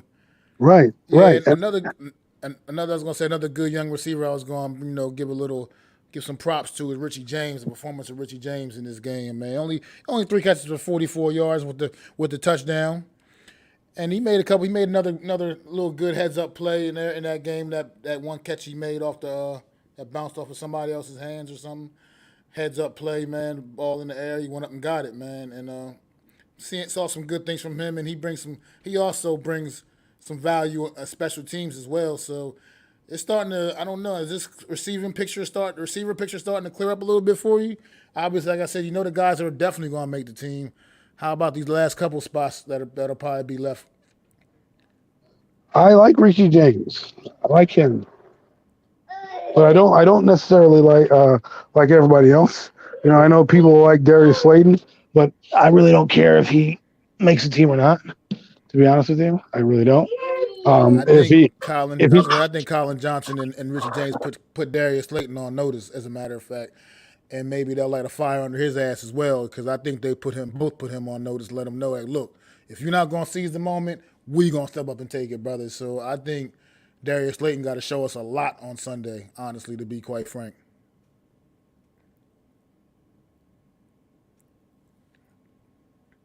But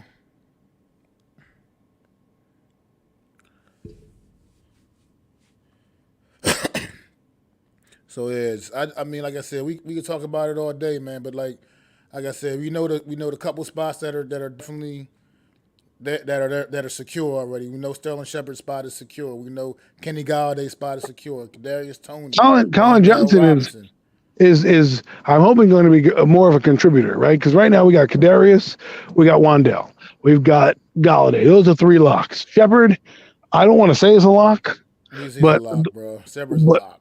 Okay, so that's 4 locks. That leaves two spots possibly. Now the question becomes, who do you like better, CJ Board or Richie James? Because if Colin Johnson is going to be your 5th guy, right? Then what happens with Darius Slayton? Because right now it's a numbers game. It's a numbers game right now. You just told me 4 guys, and not one of those 4 was Darius Slayton. And then the 5th guy we want to be Colin Johnson, right? And then the last guy on top of that is Richie James and Darius Slayton. And it's like, well, then who are you going to take? And CJ Board. You're all fighting for one spot. I don't think they're going to keep 7 receivers. I can't imagine 7. I can't imagine keeping 7. 6, I feel like is a max. It's 6. But the problem is special teams, man. C.J. Board is special teams demon, man. So that he brings that kind of value to the team as well. I It's hear going. you. I hear you, but it's like Richie James can play special teams as well, right? It's the same thing with Antonio Williams, right? Antonio Williams made like 7 tackles in the game or some crazy number. He had like a tackle and then he ran off the field and then ran hard. So the guy was running 60 yards downfield and then also playing running back. Right, CJ Board. I know people love him because he can be a gunner and he can, but he's not. He doesn't got no juice as a punt returner. He ain't got no juice. Like every time I look at him, I'm like, okay, great. It's like having Ruben Randall back there. It's a fair catch or a pedestrian return. I want a guy like Richie James who's going to give me a little juice, flip the field a little bit. And again, that leaves 3 spots for one person. What are you going to do? Are you keeping Darius Slayton then? It's going to be tough. Like I said, that's why I said this next preseason game is going to be very important for Darius Slayton because I think the one advantage he does have over those guys is just already being here and the fact that he's put together better NFL tape than any of them. I mean, let's face it, he had. I mean, just his rookie season alone. You can't ignore the 8 touchdowns he scored as a rookie. And it's the season he had. I mean, it's been downhill, a little downhill since then, obviously, but and he's had more issue with the drops have come back to haunt him again the last couple of years. But I think he has that advantage over them is like just the fact that he has some decent, legitimate NFL tape out. Yes. Those other guys can't really say that. But he does. But your 5th or 6th receiver has to play special teams, and both Richie James, Colin Johnson, and C.J. Board all play special teams. What does Darius Slayton do that all 3 of those guys don't? I mean, you're right. He's not, especially not on any coverage teams. That's for damn sure. Right. I mean, he barely was a return man, and let's be honest, he wasn't a good one at that. Right. There's a reason they pulled him quickly as a returner. He hasn't gotten many reps as a return specialist. Let's see what happens on Sunday, because Sunday might be the day that we unveil some of the things that we're looking to do, in terms of straight, like experimenting, right? Oh, let's see CJ Board on this return if the Bengals score, or let's see Richie James in this punt return. I want to start to see the battles brewing in camp in the preseason. Don't just, come out with the same old shit and traipse it out. Let guys compete. This is what we're in the off season for. We're trying to find the best players on the team. Don't put a guy in there because he plays special teams was going to give you minimal as a receiver, or a guy only as a receiver and he gives you minimal on special teams. Give me a guy that plays both. I'll take Richie James because guess what? I can make him a punt returner and a kick returner if need be. I mean, yeah, NYG put up his who he thinks are going to the receivers he thinks going to make the team. I actually like this list. I think that the Shepard thing, I wasn't even thinking about it from that perspective. He probably won't be ready to go week 1, and that could definitely at least for a temporarily secure spot for all 3. But you can't pup him though, because that means he's gone for 10 weeks. So if he's making the team, he's going to be a healthy scratch. You can put him on the IR for like what you call it though, right? You technically have to put him on the IR after the season starts. If you put him on IR before the season starts. Okay, I got you. So I follow you. Yeah. So like it's like when you sign players after week 2, their thing is not guaranteed. Okay, I got you. So well then, yeah, like you said, because Shep's spot I think is secure even with the injury, even if he's not ready for week 1, which I don't think he will be, but I think his spot is still secure because his reputation precedes him. You know what I mean? He's just definitely way more accomplished than any of those other guys, and I don't think they're gonna they're gonna just take those guys and throw Shep out, man. I think he's definitely proven himself as when healthy to be a legitimate receiver in this league. So I can't imagine. So you say it's gonna be those 3 guys dueling it out, man. I think these next couple preseason games are gonna be big for all 3 of them. God forbid anybody gets injured. Hopefully they don't. But I want a fair competition throughout the thing, right? So that's what happens usually. Is like some guy you can't see because like CJ Board, he constantly gets injured. Like he'll play and then he breaks his forearm or he'll pull a hamstring and then he's out. Right. So and I will say this, the last thing I'll say about the 5th receiver is this. if it's Darius Slayton, then we're in trouble. If you're going to flip Darius Slayton for Colin Johnson, right? And you're going to say we're going to get rid of C.J. Board, we're going to get rid of Richie James, and we're going to put Darius Slayton and Colin Johnson, and you have minus Shepard. So now you're going in with 5 healthy receivers, and you're telling me one doesn't play special teams. You're kind of hurting yourself there. Well, I mean, we're gonna find out in a couple more weeks, man. But I just can't. I don't know. I just going into the year, man. It's going to be tough. I mean, like I said, it's good to know that we got. Like I said, I feel good about the top. Like I said, our first 4, obviously. But yeah, these guys are going to be bad. Like I said, it's going to be an interesting battle. And the beauty of this, of not like just promoting someone within the organization to be the coach and GM, is you brought in a couple guys that have no ties to any of these guys, man. Right. Not really. So they're going to look at it a lot more objectively than if we like promoted someone that was already here and already had a relationship with any of these guys, a la, for example, Darius Slayton. Well, Ricky Seals Jones, Mike Kafka, but I mean, unless like I said, I always say this line, unless he has nude photos of Mike Kafka, he's not making the team. I just can't see him making the team, And I think, let me ask you this question. We have like 2 weeks to go in the preseason.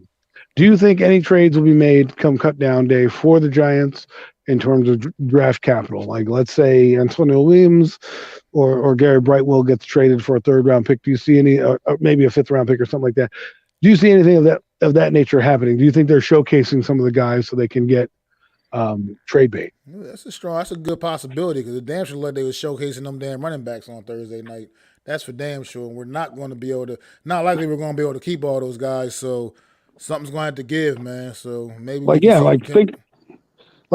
going to do? I don't want to let Antonio Williams or Brightwell walk for nothing, even if it is a numbers game. You know what I mean? I mean, yeah, NYG, I don't think you can afford to lose Slayton, James, or Johnson, given the Galladay thing and Shep being hurt. Tony on and off the field, you need bodies. Yeah, I agree. And the crazy part is, I don't think, for instance, if we say we try to do something crazy like put Colin Johnson on their practice squad, I don't think he's getting there, because I don't think he's clearing waivers. I just don't see it. I couldn't see him clearing waivers. Somebody else is going to come in and scoop his ass up. Not with the preseason that he's having right now. Yeah, it's not going to make it. That's what I'm saying. That's what I'm saying. Like Darius Slayton being showcased with the 1s after playing with the 3s. Let's see if he plays the rest of the preseason, because maybe there's a trade in the works somewhere down the road. I mean, the Cowboys. If I'm Joe Shane, I'm looking at the Cowboys, and I don't care that the Cowboys, they have receiver problems. If you can get a 3rd round pick for Darius Slayton or a 4th round pick for Darius Slayton, heck, if you want to trade him for a 5th round pick, you're going to need ammo to move up to get a quarterback, especially if you're already talking about Daniel losing reps in a season. You're going to need ammunition. I don't want to be making trades with the Cowboys, though. Yeah, I get it. But to me, I get what you're saying. But to me, business is business. I mean, I get it, and but I can't trade scared. I get the old rule. It's like the Mets. Don't trade somebody within your division, right? You don't want to trade a pitcher to a rival team, right? You don't want to do that. That's like trading a pitcher to the Atlanta Braves for, or the Cleveland Indians for the Mets, man. That'd be terrible. That's a valid point, though. The Cowboys are definitely one of those teams that's looking like they're going to be potentially desperate for receiver help, and the guy's got NFL experience. If they pay the right price, man, let's see. I'm not saying give him up for a bag of footballs, but I mean, they're in a situation where they need a guy, and we have a guy, and that may not make it due to numbers. Now, you cut him, you make $2.5 million. You keep him, you lose somebody else that may be a guy you want to keep around, right? Because if Darius Slayton, which is in his last year of his contract, anyways, is not a guy you want to have here next year, and Richie James or Colin Johnson is, then it becomes more important to keep the guy who's going to be a future asset than the guy who's not going to be a future asset. I mean, yeah.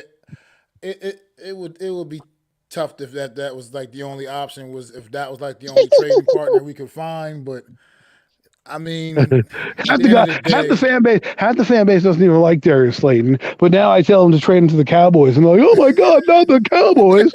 I'm like, "Give me a." You don't like the guy on our team, but yet you don't want to trade him with a rival team who he may not do well with anyways because it's the Cowboys. God, who cares? Who can have him go eat his turducken over there with the Cowboys and keep it moving?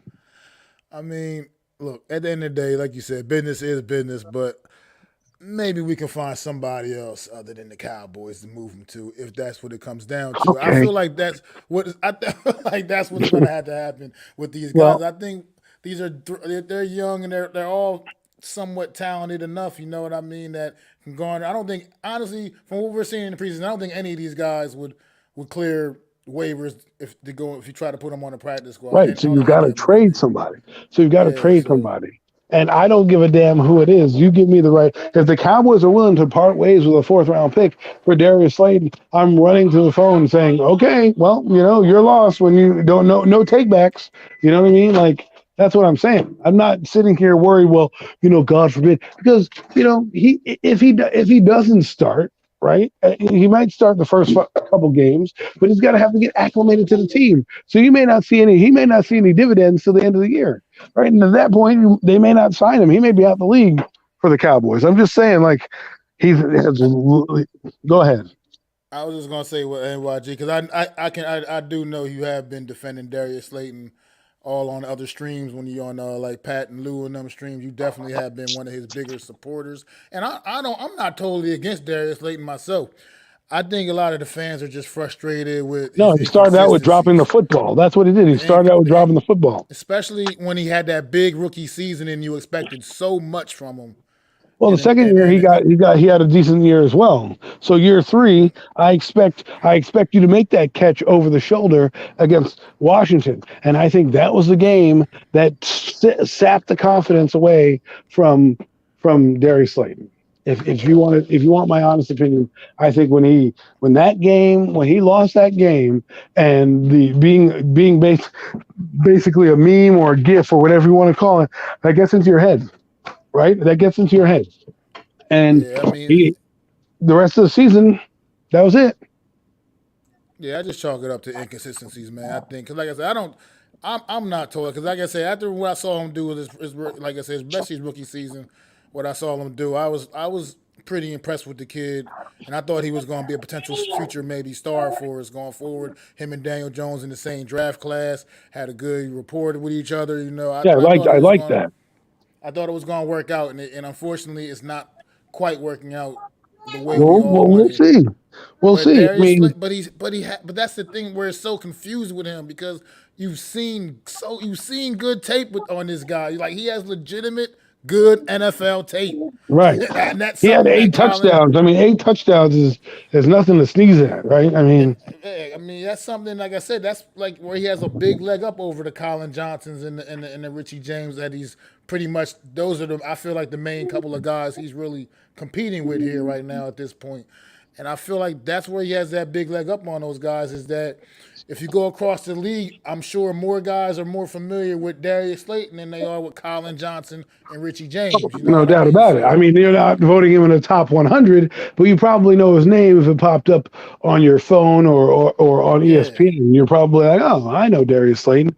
No, I get it. And I'm not trying to say, like this. I'm saying this. If he's dropping footballs, which he was at the beginning of the year, we all know that dropping footballs is getting you out of this league. Out of the league. You're gone. You're gone. The other thing that I have to factor in is the Giants have $5 million to play with. Okay, with signing their roster. That's what I've heard the rumor is. So now it becomes one of those things where how tight is the money come come the end of the year? Because Eric Ebron's on the market still. Are you going to sign him to bolster your tight end group, right? That's going to cost you some of that money. You're going to need to recoup somehow. So if he's your fifth receiver, if he hasn't moved up the depth chart because of the four guys we talked about in front of him, then he becomes an expendable player. At that point, I need to figure out what I'm doing with him. If he doesn't make your 53 for whatever reason, right, pulls a hammy, and he's out there, you got to get something for him because, like I said, the good thing about him is the Giants only drafted one receiver and didn't bring many undrafted players. That's a good thing for him.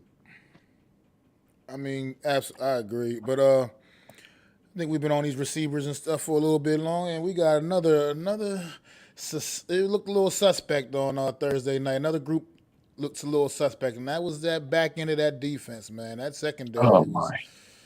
Sheesh. One injury away from being cooked. I mean, Aaron Robinson. I mean, he's a young player. He had a very up and down night. I still believe in the talent, and I believe this kid will eventually, the light bulb will click all the way on, and he will be solid for us. I'm just not sure how long it's going to take for him to get to that level, man. To be a consistent, solid number 2 cornerback that we're going to need him to be. Because right now it's looking like they're pushing him to be that other cornerback opposite of Adoree Jackson.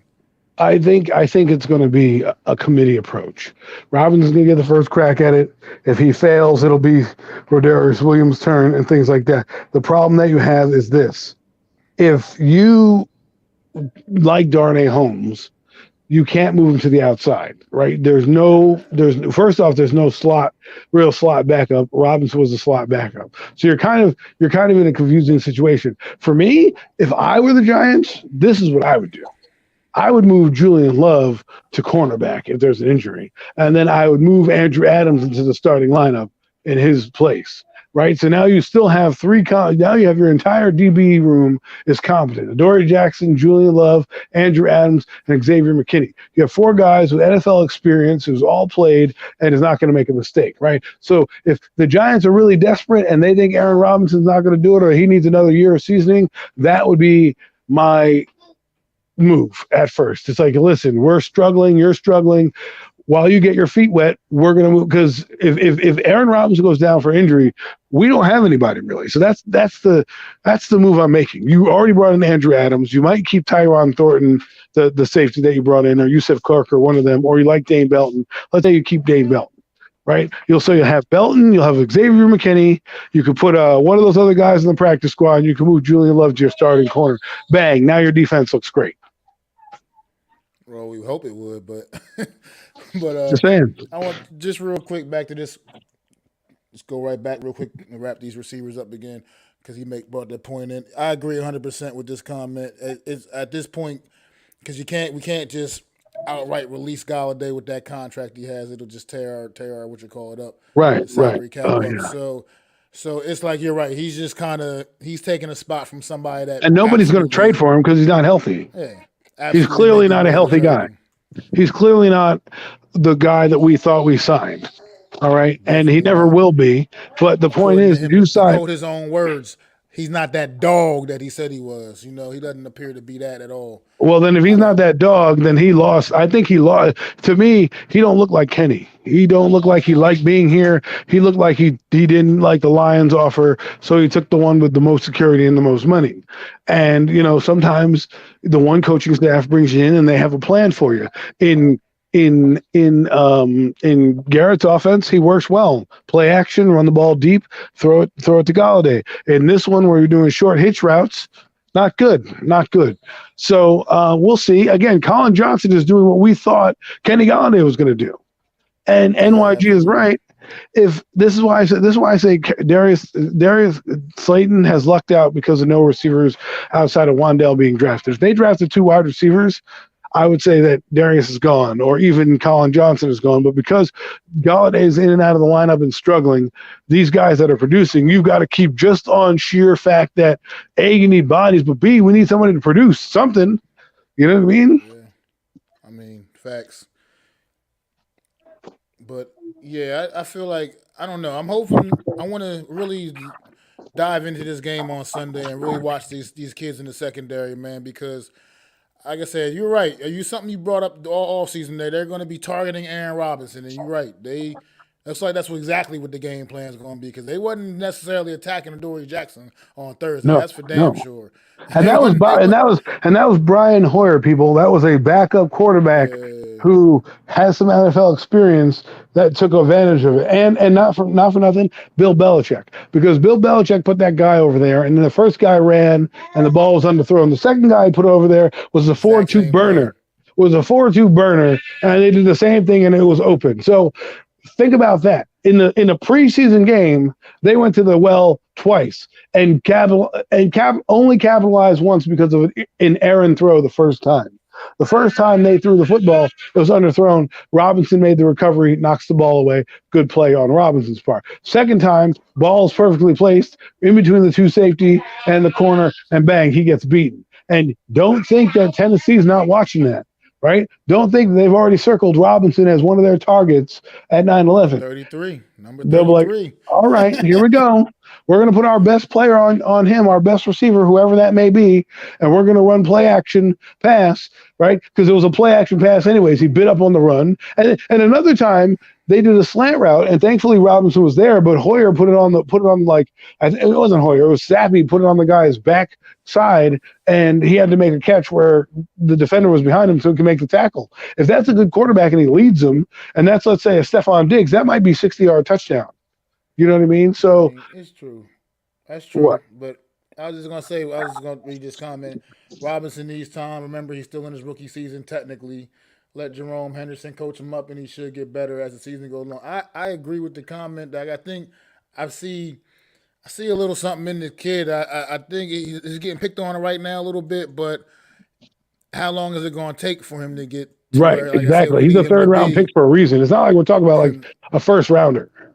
Considering he's looking like he's going to be our starting cornerback. I don't know. We got to get him there a little quicker. We got to figure out a way to get him there a little bit quicker. But I do agree. He didn't get a lot of experience in last year. It doesn't have to be him. It doesn't have to be him. Think about this. Okay, we have Adoree Jackson, we have Darnay Holmes, and we have Aaron Robinson on the field. Now, if they decide to bring another corner in, what are the Giants doing? That's the next question. What are they doing? Because are you going to bring in another cornerback where they're immediately going to go, if we're there playing man, go deep to that guy on this booty-ass cornerback? Or are they going to shift the defense around, like I said, and bring Julian Love down and put Andrew Adams up there? Because this is where it gets dicey. Right? It's like the more receiving options you put on the field, the less likely the Giants have enough DBs, quality DBs, to cover all these guys. I mean, you would say I really, like I said, I like Darnay Holmes and his role. Obviously, I think he's doing a phenomenal job in that slot role.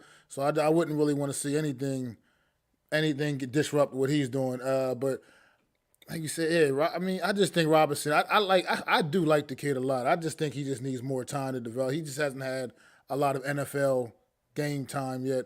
And I know I get the whole third-round pick thing you're saying, but I think this kid might even have had a possibly higher grade in the third round grade. I think he kind of slipped a little bit in the draft because of injury issues or something. Right. You can't. I'm not using that as he's a booty player or whatever. All I'm saying is that in the third round, regardless of where he was projected to go, he went in the third round. So you have to look at it like he probably has a little bit more developing to do than some other players. Being that he came from the third round, we need to be a little bit more patient with him than if this was, DeAndre Baker or Eli Apple.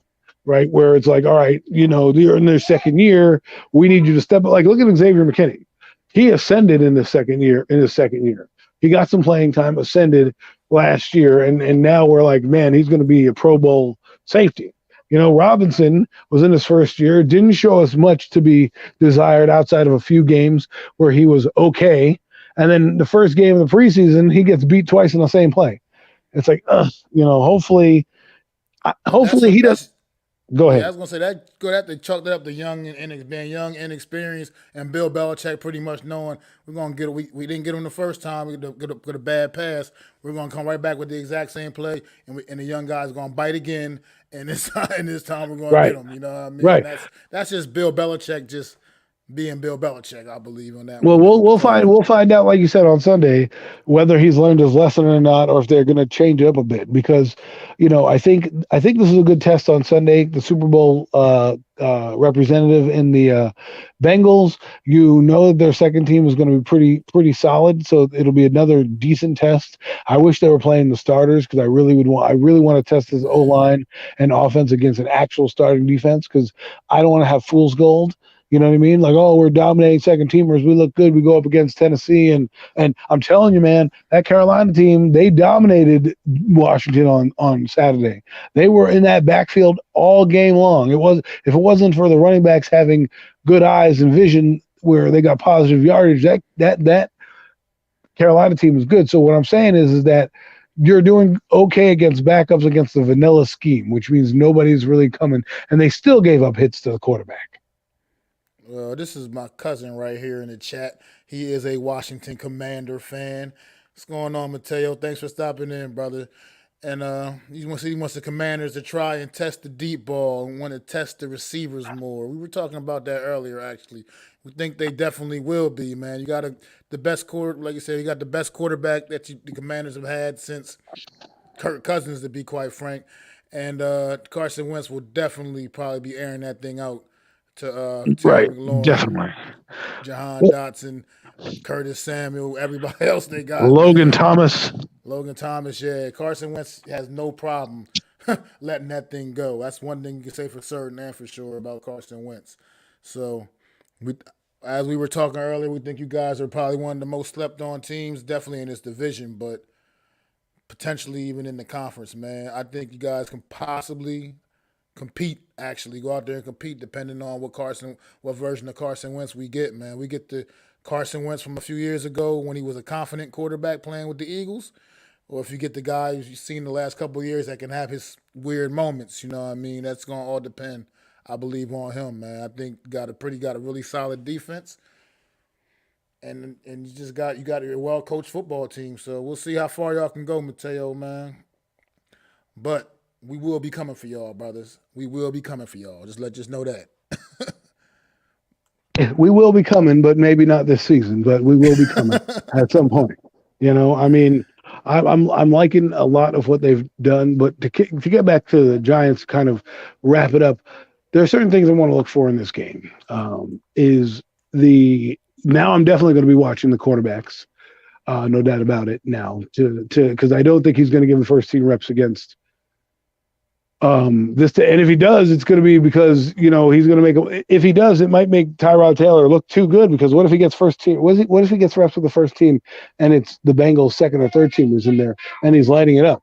Then we're going to get a false sense of, well, maybe this guy is better than Daniel Jones, and here we are in a quarterback controversy. That's the one storyline I'm watching.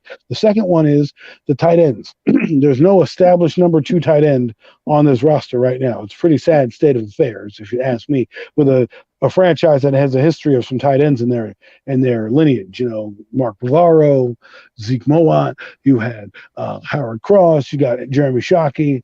You know, Kevin Boss, and even Jake Ballard, if you want to go there. Martellus Bennett for a year, man. The unicorn, yes, the unicorn himself did that. So I mean, you know, that's another battle I'm going to watch. I liked what Austin Allen did. I don't think he's getting enough credit for the game he played. I would love to see. I hope Andre Miller's injury is not as bad as it looks, so that we can get an actual move tight end, because that would be pretty amazing to have a guy who can actually stretch the seam. Because I think Brian Daboll's offense is a hodgepodge right now. Right? They're like, oh, we don't need a running back, but a running back is probably what you need. You know, oh, we don't need a tight end, but a tight end is probably, especially in the Northeast. You came from Buffalo and you ran all this spread offense, but in the long run, it cost you because you couldn't, end the game. You know what I mean?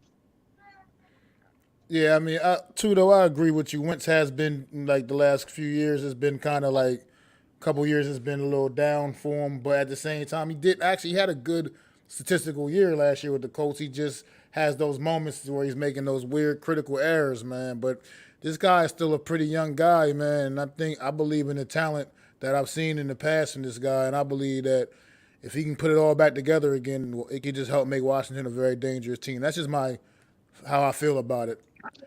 The worst they're probably going to be is like 6 wins, right? Because Taylor Heineke had almost the same numbers, 7 less touchdowns and like 100 less yards than Carson Wentz, and they went 6-10 in a bogus division. Now he played in a division that had Tennessee in it, and a lot a lot better teams in the AFC. Now he comes to the NFC and plays teams he's familiar with, teams he, that haven't changed really much outside of maybe the Giants. I mean, the Cowboys, he's seen them. He understands them. So I'm just saying, like, I'm not trying to poo-poo Carson Wentz yet, just because, I think most of the Carson Wentz hate is because they don't like him. And if you don't like a guy, that's fine, but you got to be honest with yourself, right? Is he better than the guy they had last year? With 100% unequivocally, yes. I definitely agree with that for sure. I mean, he's, like I said, the best quarterback they've had since Kirk Cousins, and I can't even remember how long it's been. I don't even know how long it's been now. It's been a while. And Kirk Cousins was the last consistent, productive quarterback that they had in Washington before signing Carson Wentz this offseason. So he said, our entire rugby team strongly believes NYG has a great roster full of great talented prospects, but they all lacking elite coaching, training schemes, which will fit each player's profile and abilities. Well, we're hoping these coaches can figure that out. That's what we're hoping for. Like, Joe Judge came in and promised us all of that. Exactly what you just said.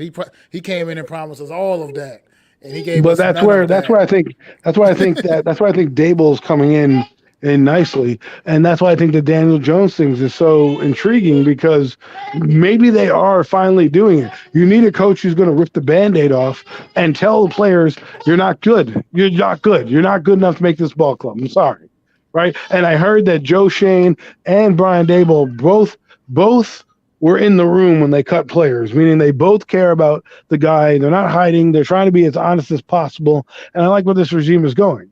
But let's be honest, they're not invested in certain guys. And, it's easier to get rid of a guy that is from the previous regime than it is the guy that get from your regime. So, I agree. You want to always get your own guys in there. You want the guys you want. You want like, and when you come in to a situation like this, they had to inherit a lot of guys that maybe they wouldn't even have gave a second look to, you know what I mean? And they got to just try to make things work for this year and try to keep building going in the future. But that's why we're trying to, tell everybody, you got to pump it up, pump the brakes a little bit.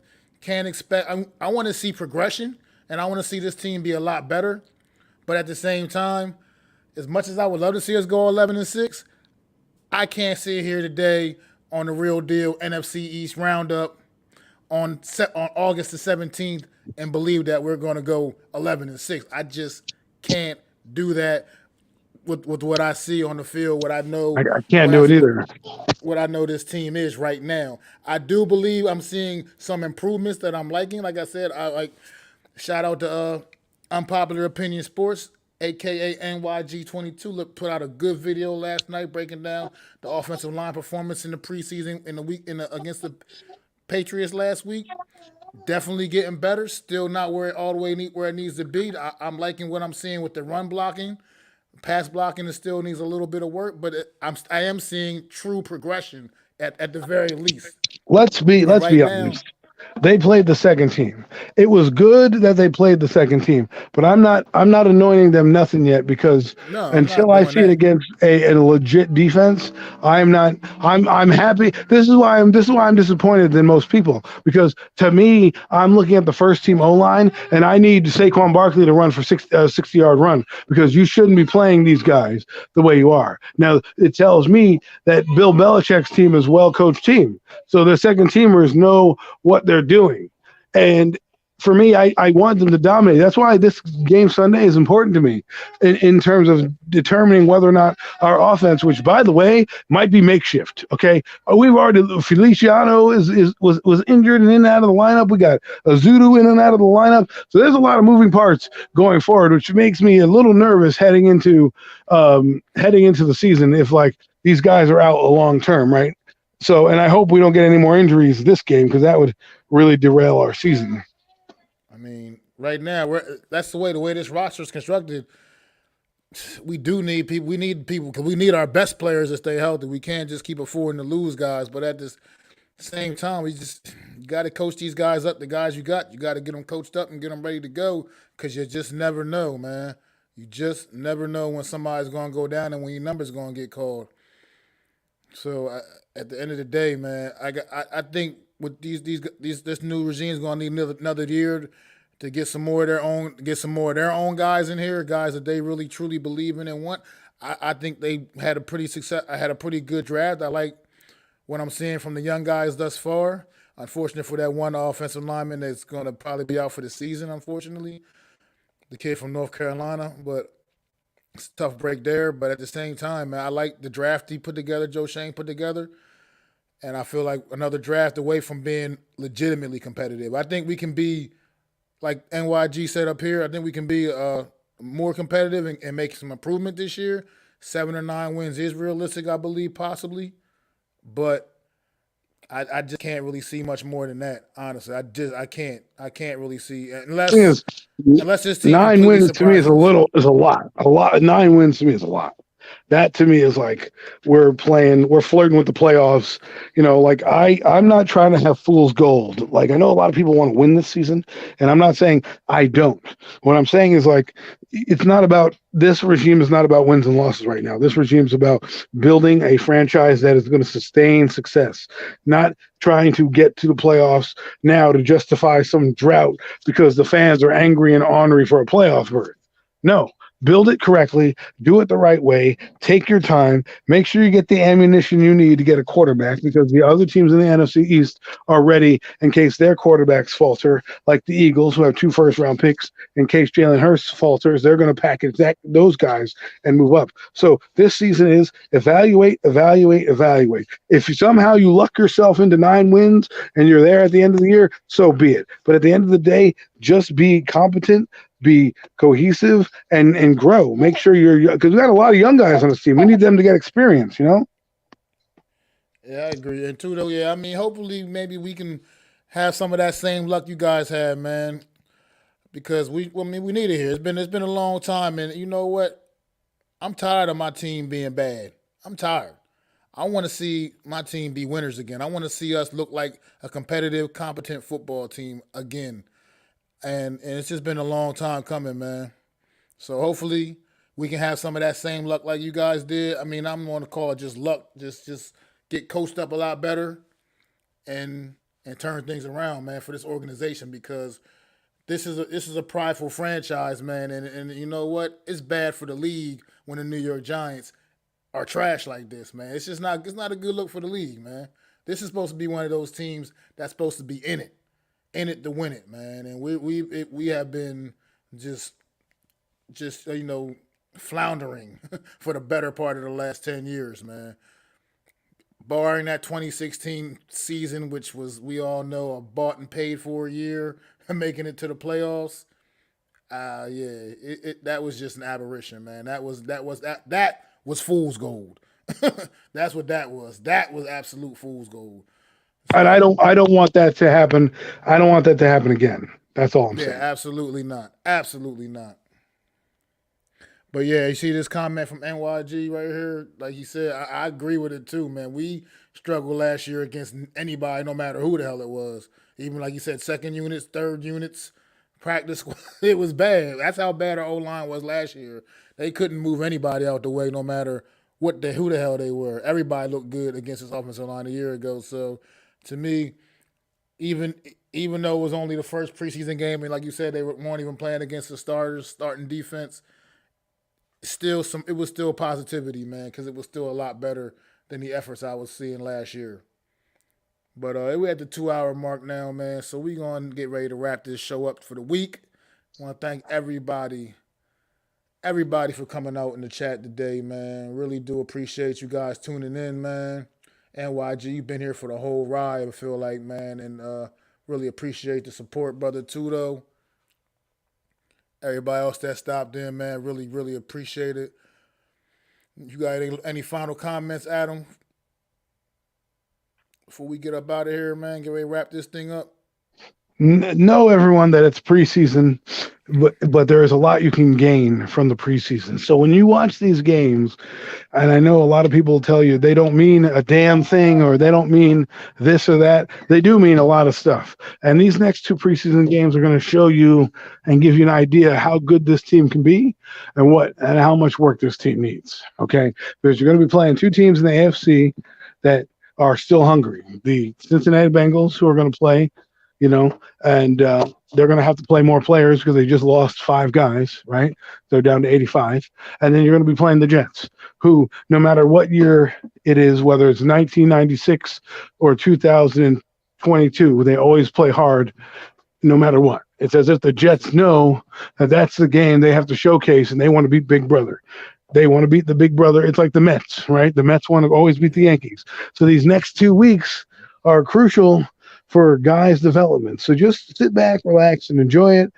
But understand there is a little fire in the Giants in terms of this quarterback controversy. See how it plays out. See what Tyrod does against second teamers. And just have fun, people, because guess what? The season's going to be here. We'll be rocking and rolling before you know it, and then the real games will count, and we won't have to, say what ifs, because it's going to happen. It's going to be the real thing. Yeah, Tudo, man, congratulations and good luck with your season, man. Like you guys off to a great start, man. So y'all keep it up, Tudo, man.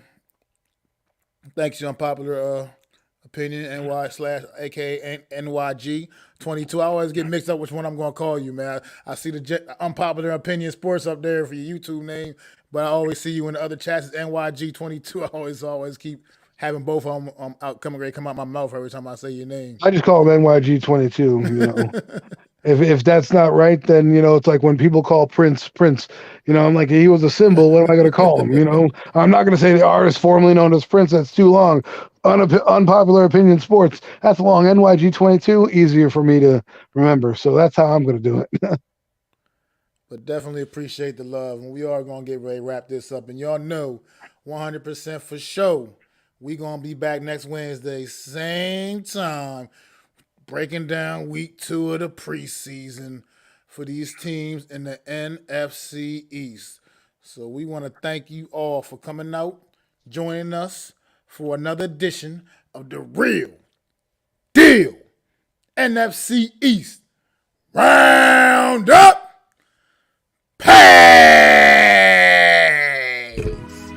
I'd like to thank you all for listening. If you was feeling this, please take time to subscribe and smack them likes. Feel free to drop a comment. Let me know what you think. Don't forget to ring that bell so you know when I'm dropping new content. It's your boy, MacDaGiantsFan. You can find me on Twitter, YouTube, and Facebook at MacDaGiantsFan. That's MacDa Giants Fan.